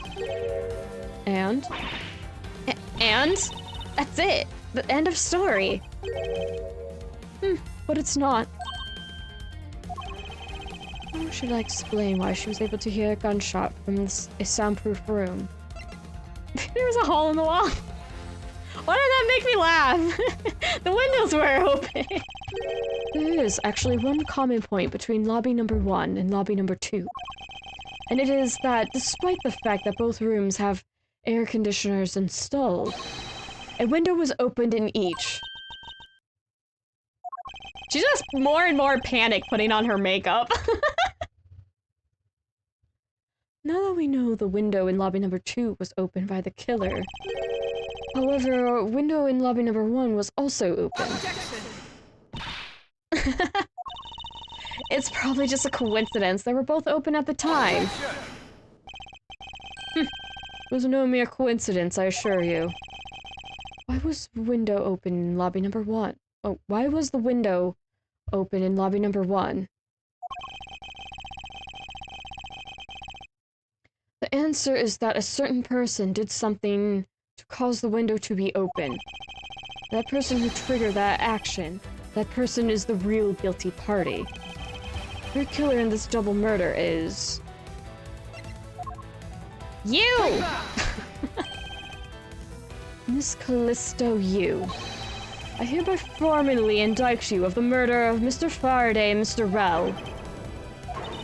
What? You indict me? Oh, she smeared her lipstick. Are you serious, Miles? Why do you think she is the killer? I don't understand her motive just yet. But of course I'm serious.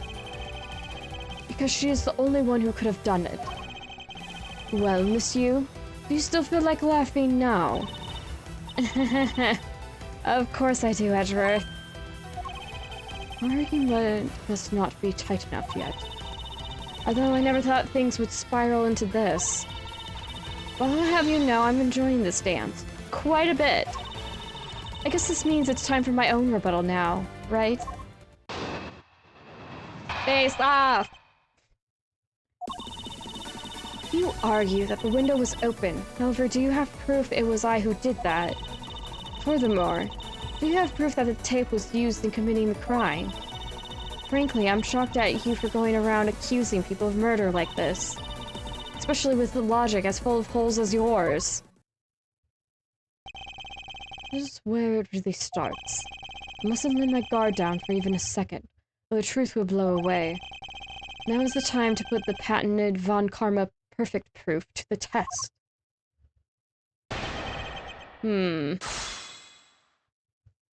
Let's see. Performing to comeuppance, woo! Indeed. Do you have proof? Was I who did that?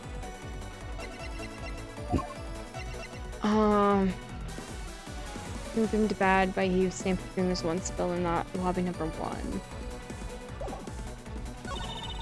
Somewhere, do you have proof that the tape was used in committing the crime?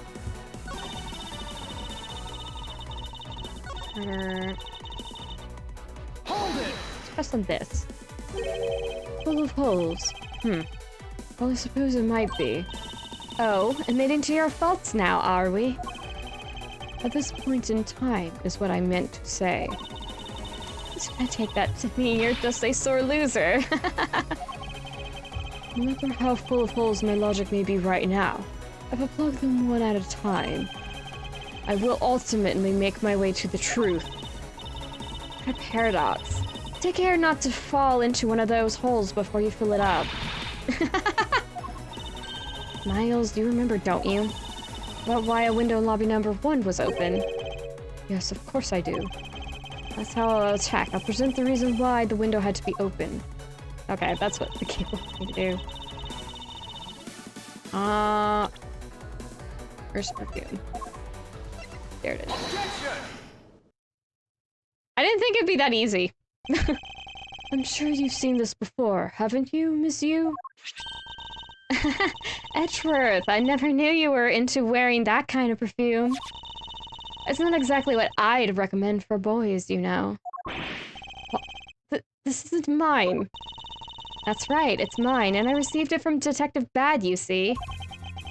Miss Yew, you can pretend all you like, but we know at least this much is for sure. That you were the one who gave this bottle of perfume to Detective Bad. And you're super easy to rile up. So, what about the perfume?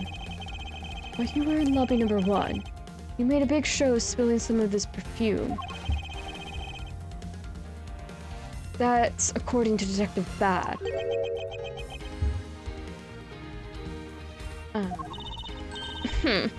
Oh, I know. You also knew that if you spilt it, you would naturally move to open a window. Objection! Come on now. I've already told you that's all just a big coincidence. After we opened the window in lobby number 1, I just left it open, you know. So maybe it was just dumb luck that we heard the gunshot through the window. The timing of when you were going to spill the perfume is something you could control. And the most important fact about this case is when people were made to hear the shot. Furthermore, it would have been pointless if you didn't have an alibi for yourself at the time. You mean... Miss Yew, you were the one who called Detective Bad into lobby number 1. When you saw him bring Detective Gumshoe into the hallway. Is that correct? All of today's premeditated events could only have been thought up by you, Miss Yew.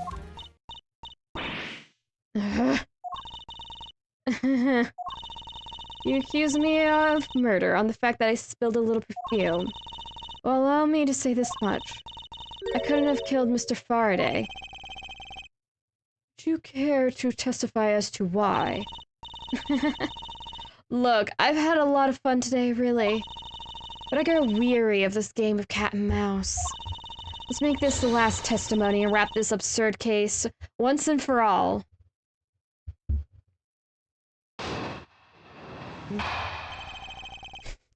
I just thought of the Super Smash Brothers versus you. Why couldn't it be me? Accusing someone of murder over a spilled bottle of perfume is a bit over the top.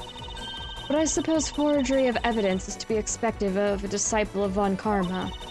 In any case, it simply could not have been me who killed Mr. Faraday.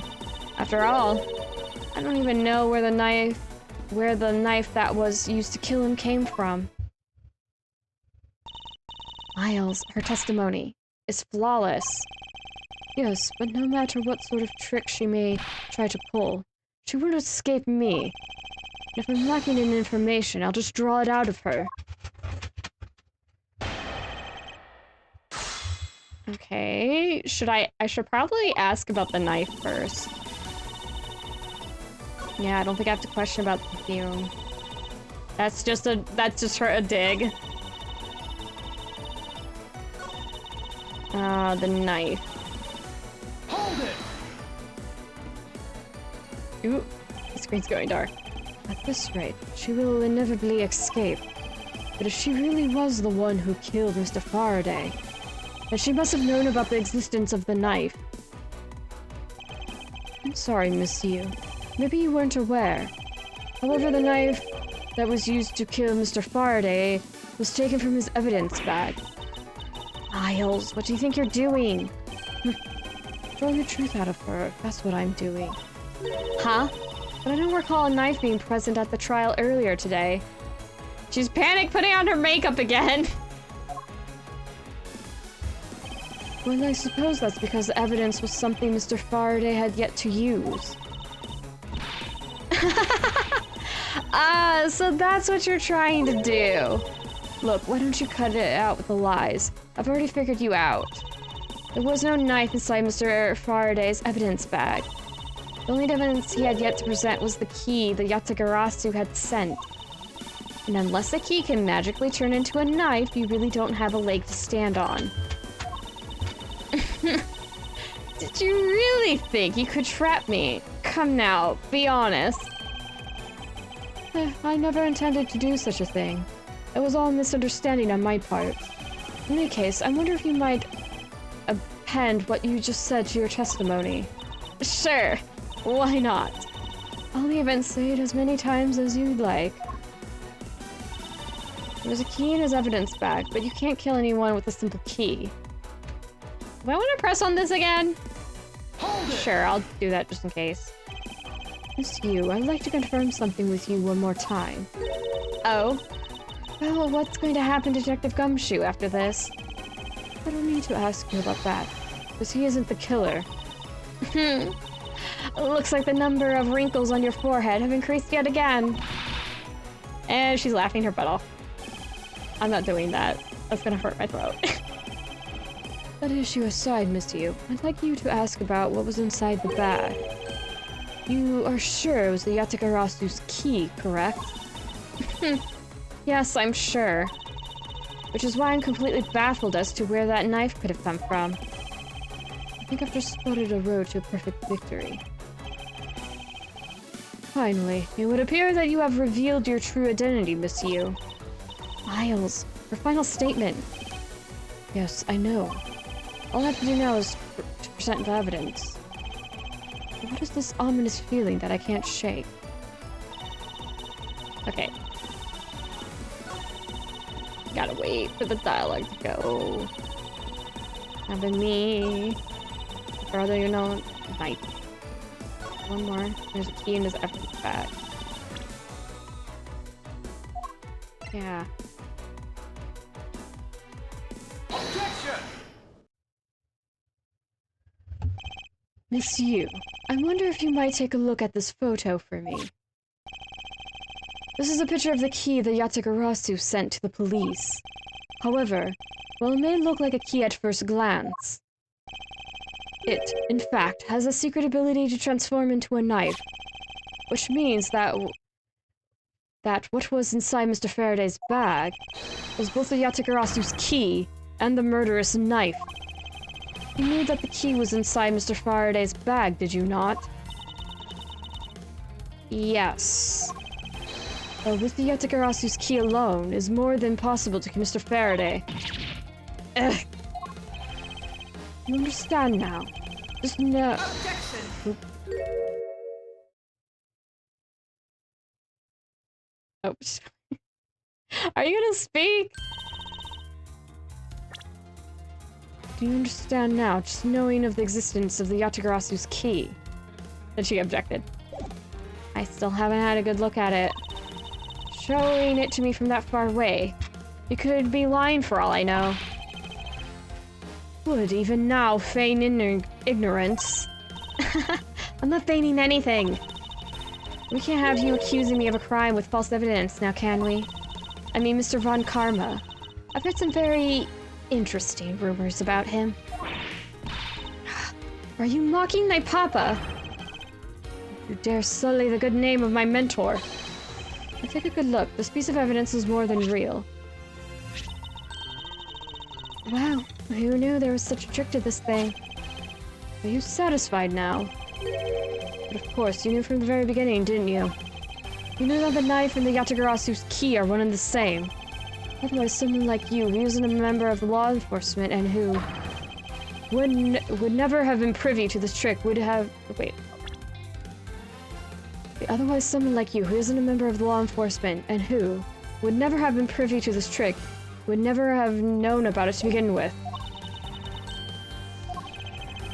Furthermore, this is something that the Yatagarasu sent to the police. How did you have knowledge as to what it was? Actually, I heard it from Mr. Faraday. Just before he dragged Mr. Rell off, he told me. Oh, that's right, I almost forgot. He also told me about the key turning into a knife at that time. But he didn't tell me about how the key actually transforms. What you're saying is simply not possible. Oh, and why not? Because Mr. Faraday himself didn't know about the hidden knife within the key. For within these pages, he mentions nothing about a knife. I'm not so sure. He would have written everything in his organizer, you know. Wouldn't something of this importance be better left to oral communication? Unfortunately, that is also impossible. Because Detective Thad didn't know about the knife aspect either. What would have been highly classified information, even within the police force. And is something that even the lead detective on the case didn't know. Why would Mr. Faraday have felt the need to share such information with the opposition? Yeah, I guess he wouldn't have much reason to. Looks like I gave a pretty lame excuse, huh? How can you laugh at a time like this? She probably just realized the flaw in her logic and is actually in a panic over it. But that's not something we need to concern ourselves with. I suppose you're right. Miss Yew, I'd like to state that I also know how you know the real nature of the knife. Okay, she's just laughing. Do you now? Why don't you put your money where your mouth is and show me? Oh, I will, and I'll wipe that smile off your face by the time we're through. This is it, the moment of truth, the secret behind the Yatagarasu's key. Only one person would have had knowledge of it from the get-go. Would know from the start that the Yatagarasu's key could change into a knife. The Yatagarasu. Take that! There's only one person who would have known about the dual nature of the key. And that is the person who sent the Yatagarasu's key to the police. That is to say, the Yatagarasu herself. Are you saying this lawyer is the great thief Yatagarasu? Miss Yew, you used Mr. Rell to lure Mr. Faraday into a trap, didn't you? You who profess to bear a grudge against criminals. Why? Why do something like this? Nope, she's gonna laugh. Okay, nope, she's gonna lose and laugh. I'm not doing that. Oh, she finds that real funny. Oh dear. Who would have thought that you, a stupid rookie prosecutor, would see through me? You're sending the biggest chill down my spine right now, Edgeworth. This feeling of thrill. Even greater than when I sneak into someplace. You killed Faraday. Why? Answer me, Calisto Yew. Calisto Yew, huh? That's not my real name. Because my real identity is, yes, the great thief Yatagarasu. Let me tell you something, Edgeworth. Mr. Faraday was one difficult man to deal with. For you see, he discovered my true identity, which is why I had to erase him from the world of law. I made Rel an offer, an acquittal for a little favor in return. All he had to do was accuse Mr. Faraday of being the Yatagarasu in court. But once we entered the recess, Rel was dragged off by Mr. Faraday. Which threw my plan into complete mess. I chased after them and eavesdropped on them through a crack in the door. That Rel caves to only two things: money and authority, just as all thugs do. I feared my plan was going to be ruined and Mr. Faraday held onto Rel any longer. Plus, if I had let them continue on their way the way they were, I would have been found out. That's why I had no choice. I had to kill them both. Didn't you say that you despise criminals? But do I really? You? Have you forgotten about the KG-8 incident too? Maybe. What sort of woman would? So then it was your plan to kill Mr. Faraday with the very evidence that you sent. Well, I had a good idea of what Mr. Faraday was going to do. I anticipated that Mr. Faraday was going to prove that Rel wasn't the Yatagarasu by using this, Yatagarasu's key, as evidence, and that he would bring it with him. Which is why I thought to use the knife portion. With a weapon as well disguised as this, no one would be the wiser. Because who in their right mind would think something like this could be a weapon? I casually entered lobby number 2 on the pretext that I had to talk with Mr. Faraday. And in order to get in with him, I pretended to be worried about something. He then let me hold the Yatagarasu's key, just like that. He never noticed that I had changed the key into a knife inside the plastic bag. And he didn't have the chance to take note of the knife that took his life. How could you kill him?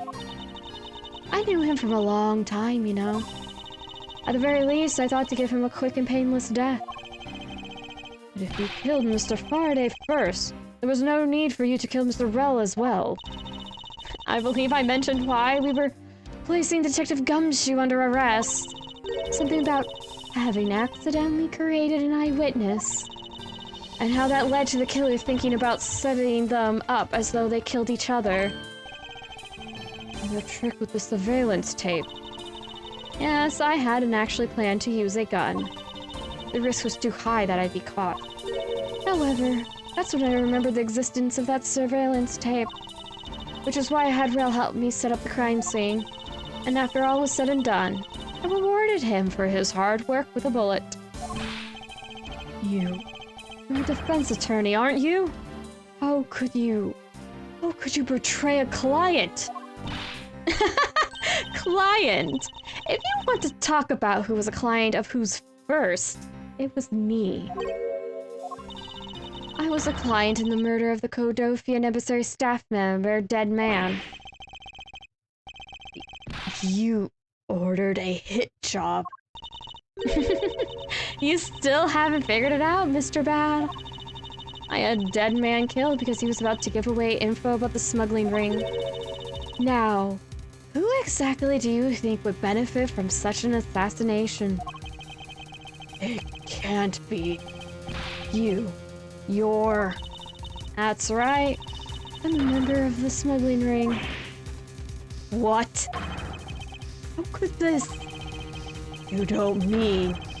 You're working with Manny Kochen too, do you? Maybe, maybe not.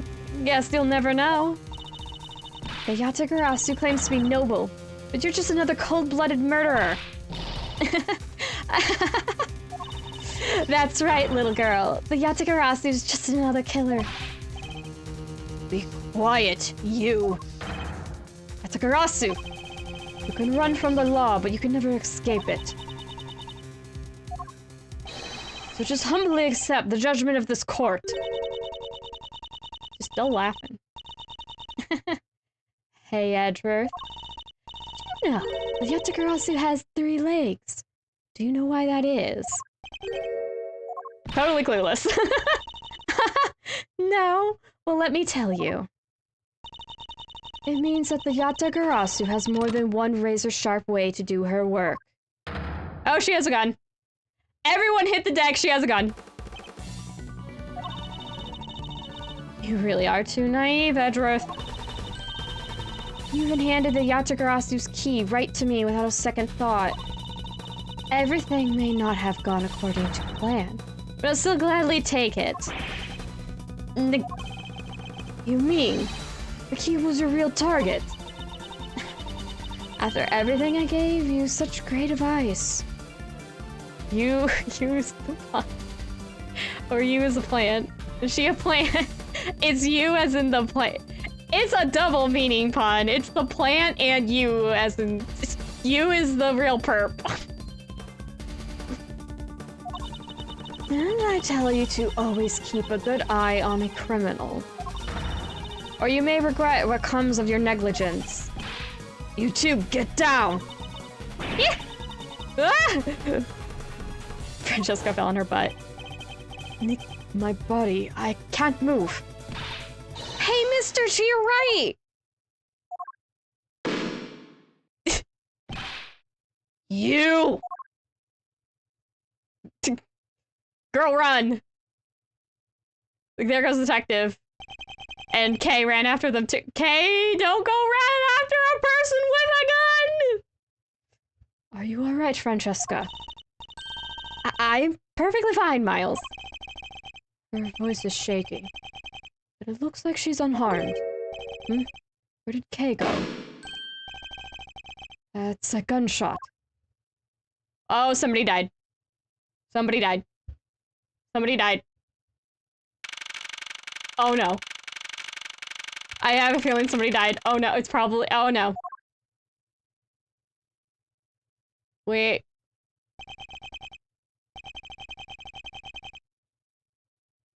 Ooh, there was a gunshot. Who got shot?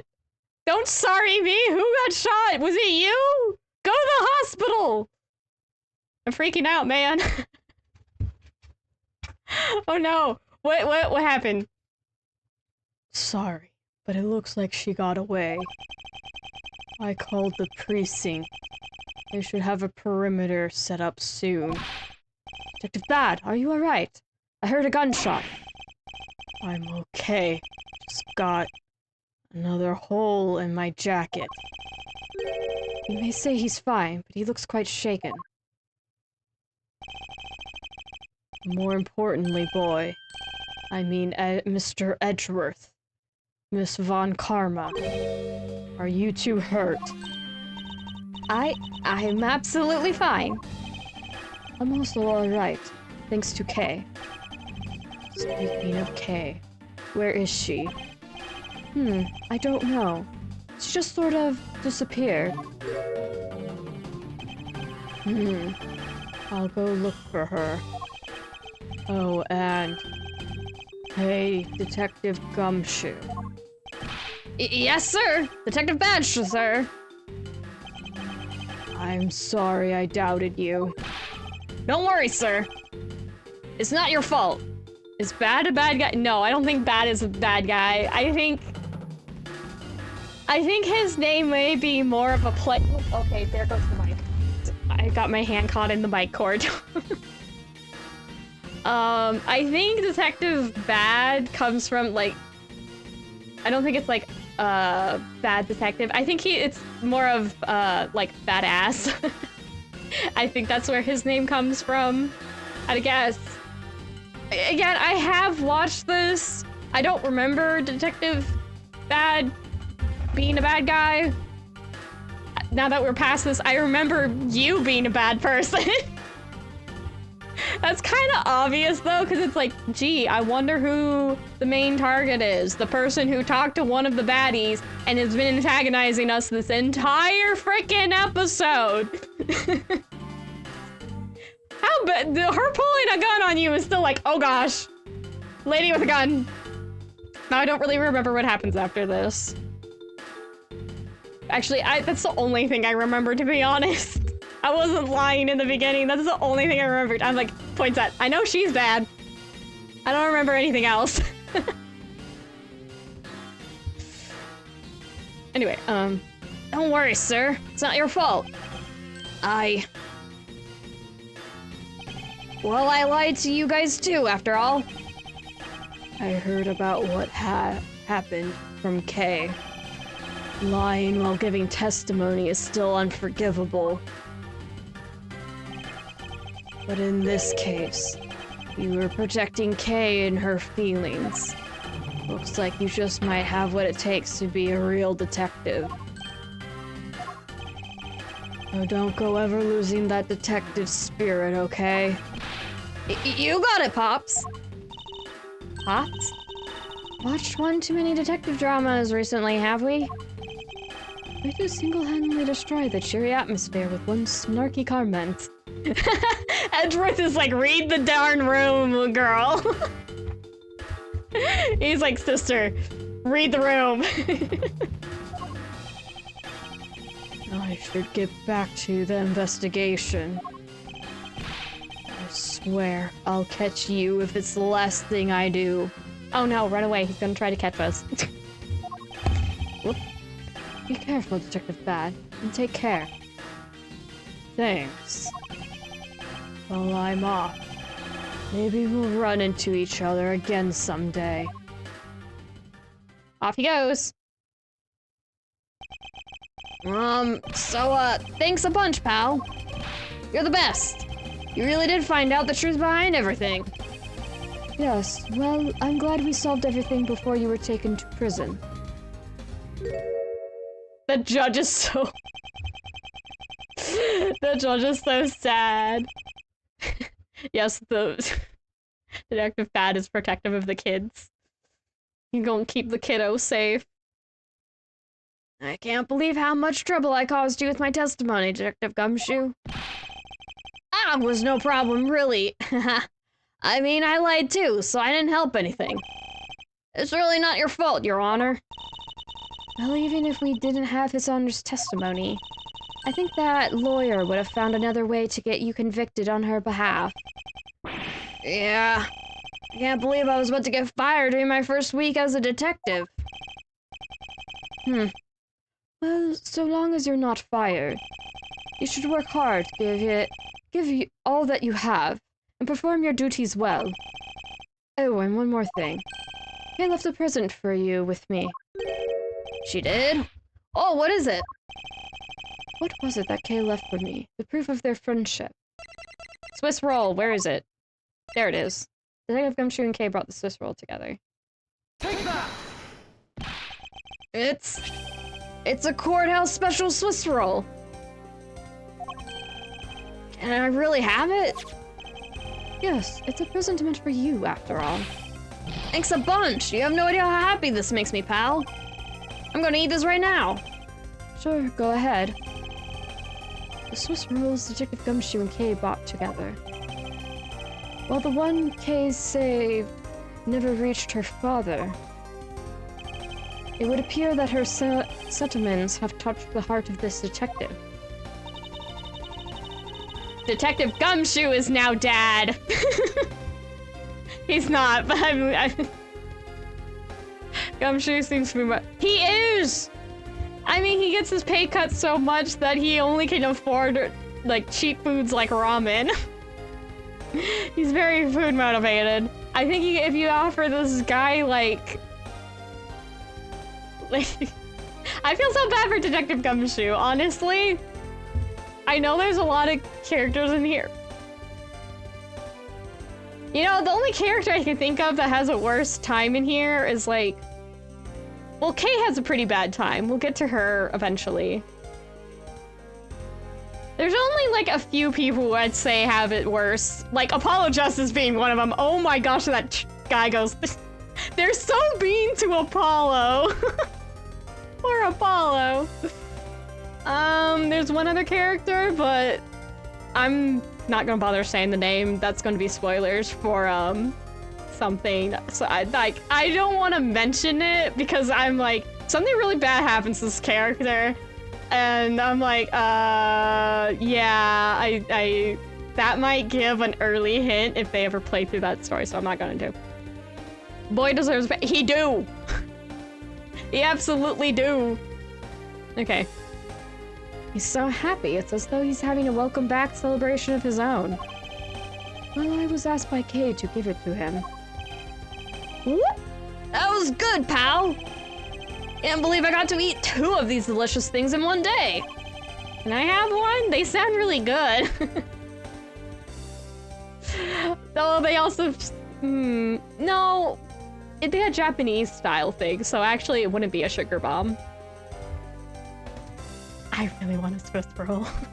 Can I have...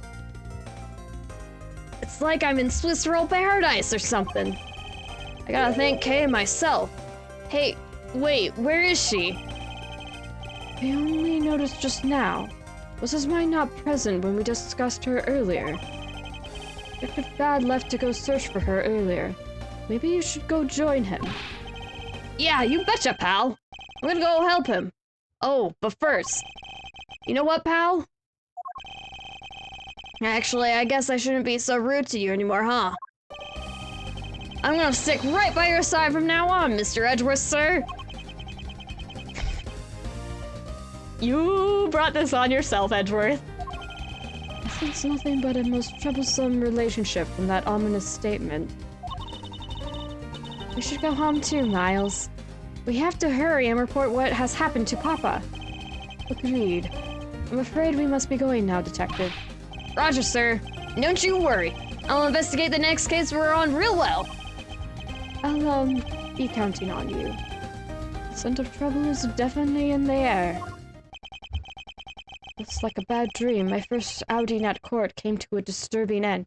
I'll say! A few months later, I was finally able to properly stand in court as a prosecutor. But the detective in charge of the investigation was, as I dreaded, Detective Gumshoe. After that, he became my direct subordinate. If you don't like his job performance, why don't you teach him, Mr. Haughty the prosecutor man? I almost called him a detective. Gumshoe, oh wait, boy deserves pay. Edgy gave the man a raise. Edgy needs the root. Edgeworth does kind of deserve it. This is the era of Edgeworth that deserves sass. At the point we're present day, it's fine. I still have to say, this is a flashback within a flashback. Go remember that, people. Because remember, when we started this game, it was at his office with the portsman. He showed up for the previous trial we just did, so that's before he got arrested. That happened before. Edgeworth goes back to the prosecution's office and has to deal with all that effery. So this is, most of this game, it's Edgeworth thinking about what led up to this. The case after prosecuting Portsman. He thinks about the airplane one case. He thinks about what happened at the amusement park. And then he remembers having a flashback at the amusement park, which is this case. There's a lot. It's kind of funny once you realize what's going on. Anyway, better finish up. I got one more episode after this. I have tried, but words fail to describe the immeasurable suffering he has caused me. But I suppose that's just how things are. Train him better. As for the little girl who suddenly disappeared, she's now... right before you. She's trying to give you back your frills. Take your ruffles! So, do you remember now? Yes, I remember everything. Kay, it's been a while. Kay, you sure grew up a lot! Of course! Thank goodness, I thought you two had totally forgotten about me! You know, I was really worried about you after all that. Where have you been all this time? Gummy, I didn't know you cared. After my father died, I went to go live with my mother's relatives. I lived really far away, so I wasn't really able to come back here all that much. Oh, is that what happened? Well, I'm just glad you're alright.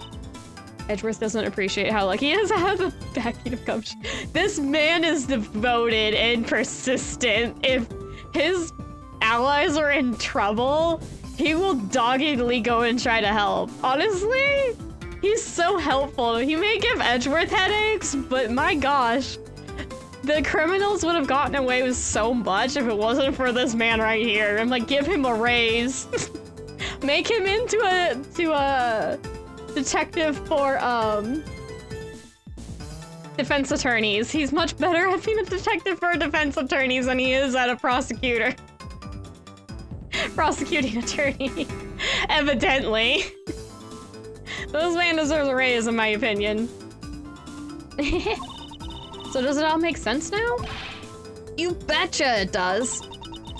Oh, you know what? I was going through my father's bookshelves recently and...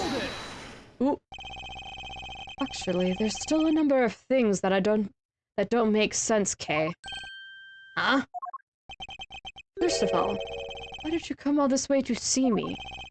And second, why are you calling yourself the Yatagarasu?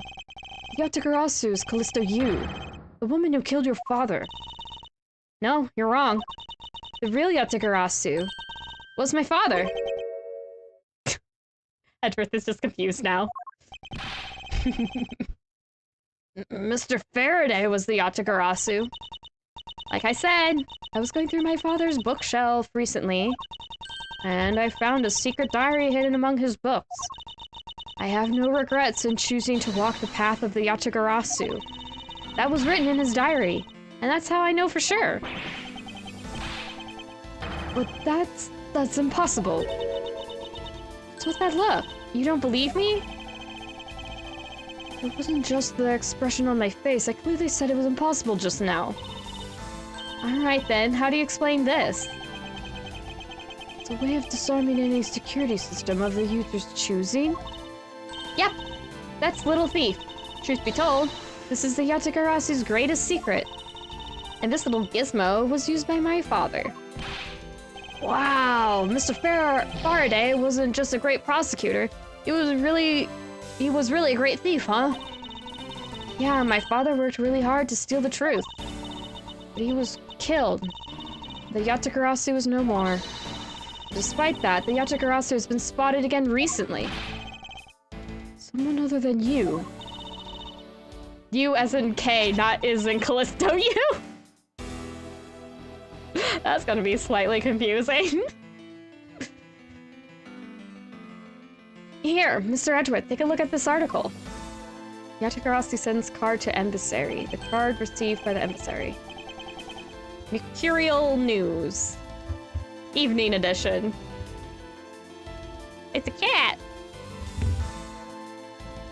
Good kitty.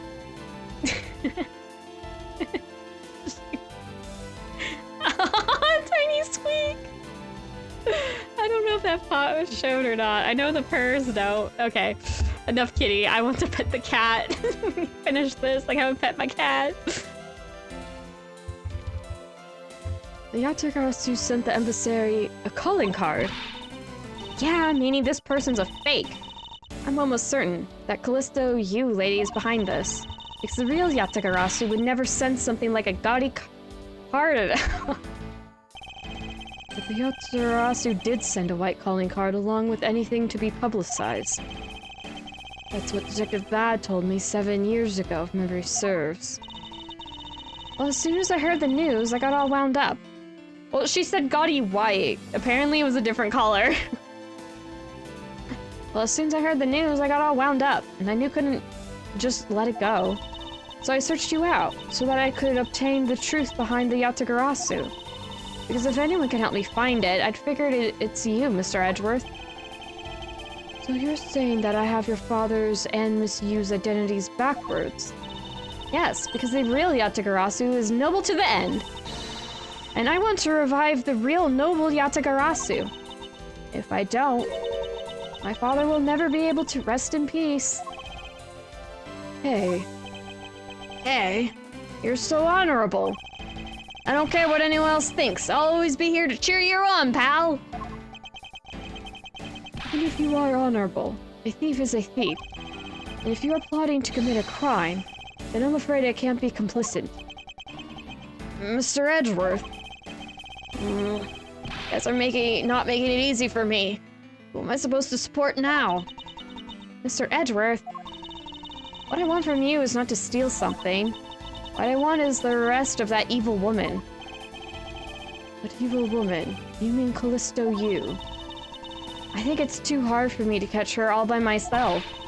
But I thought that since you were able to expose her for who she is, then maybe... Please, Mr. Edgeworth. Oh, will you help me? Say yes! Come to think of it, I do believe I owe you. Huh? Owe me for what? When Miss Yew made her escape, it was you who saved my life. Furthermore, you helped me with the investigation today. I'm not so rude as to leave favors unrepaid. What is with Edgeworth and being indebted to teenage girls? He's also indebted to Maya Fey.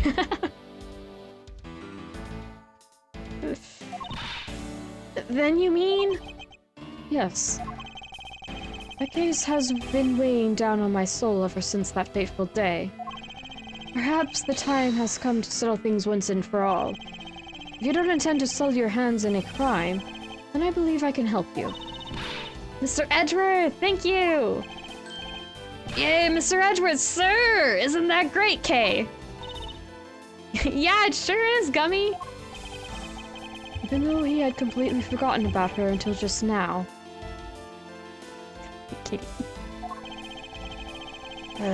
What is with their chummy relationship? Great thief Yatagarasu. After all that time, the true identity of the thief sank back into the darkness. I still don't know how to pronounce his name. Rhine Faraday, Calisto Yew, and Kay Faraday. The phasmological changing identity of the great thief Yatagarasu, and the Yatagarasu's real goal. It would all come to light the day after I made that promise to Kay. And... Yay! Episode done! Yes, I want to save. Turnabout Reminiscence complete! Turnabout Ablaze! Oh, great! That's a great name! Something's being set on fire! If something's not set on fire, I'd be slightly disappointed. I'm also concerned. What do you mean, Turnabout Ablaze? That's a problem for a different time, though. Whoop, what did I do? Okay. Doesn't appreciate. Oh, okay, no, I read that already. Hi. Yay, we got one more down. We're a little over longer than I usually stream, but that's okay. Get to an episode done. That's good. So next week, barring unforeseen circumstances, we should be starting episode 5, the last of Miles Edgeworth Investigations, part of this collection. That's awesome.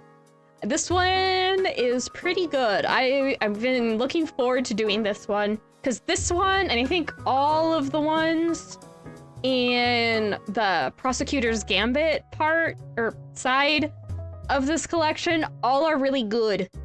So I'm excited to get to them. And we're gonna see more Kay! When Edgeworth actually remembers who she is. Yay. Yeah, okay, since it's the start of the week, at least as of recording, we got, let's see, tomorrow I'm doing more Stardew Valley. I know we had it last week and I'm like, I'm on the Stardew Valley kick. I want to play more Stardew Valley. So we're playing Stardew Valley. And also, it's on Thursday, we finally get the return of Agatha Christie, Hercule Poirot. The first cases, which I always want to say the last cases, because my brain refuses to think it's the first cases. Without taking a second to think of correcting that.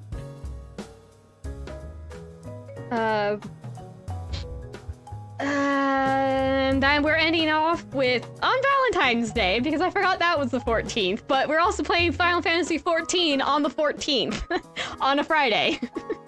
There's a lot of going on. A lot of fitting. This stream. So, oop, okay, kitty, hi. Bye, bye. Murder to you too. What was I going? Kitty distracted me. Right, so... Stop enabling the cats! I say to the random person off screen.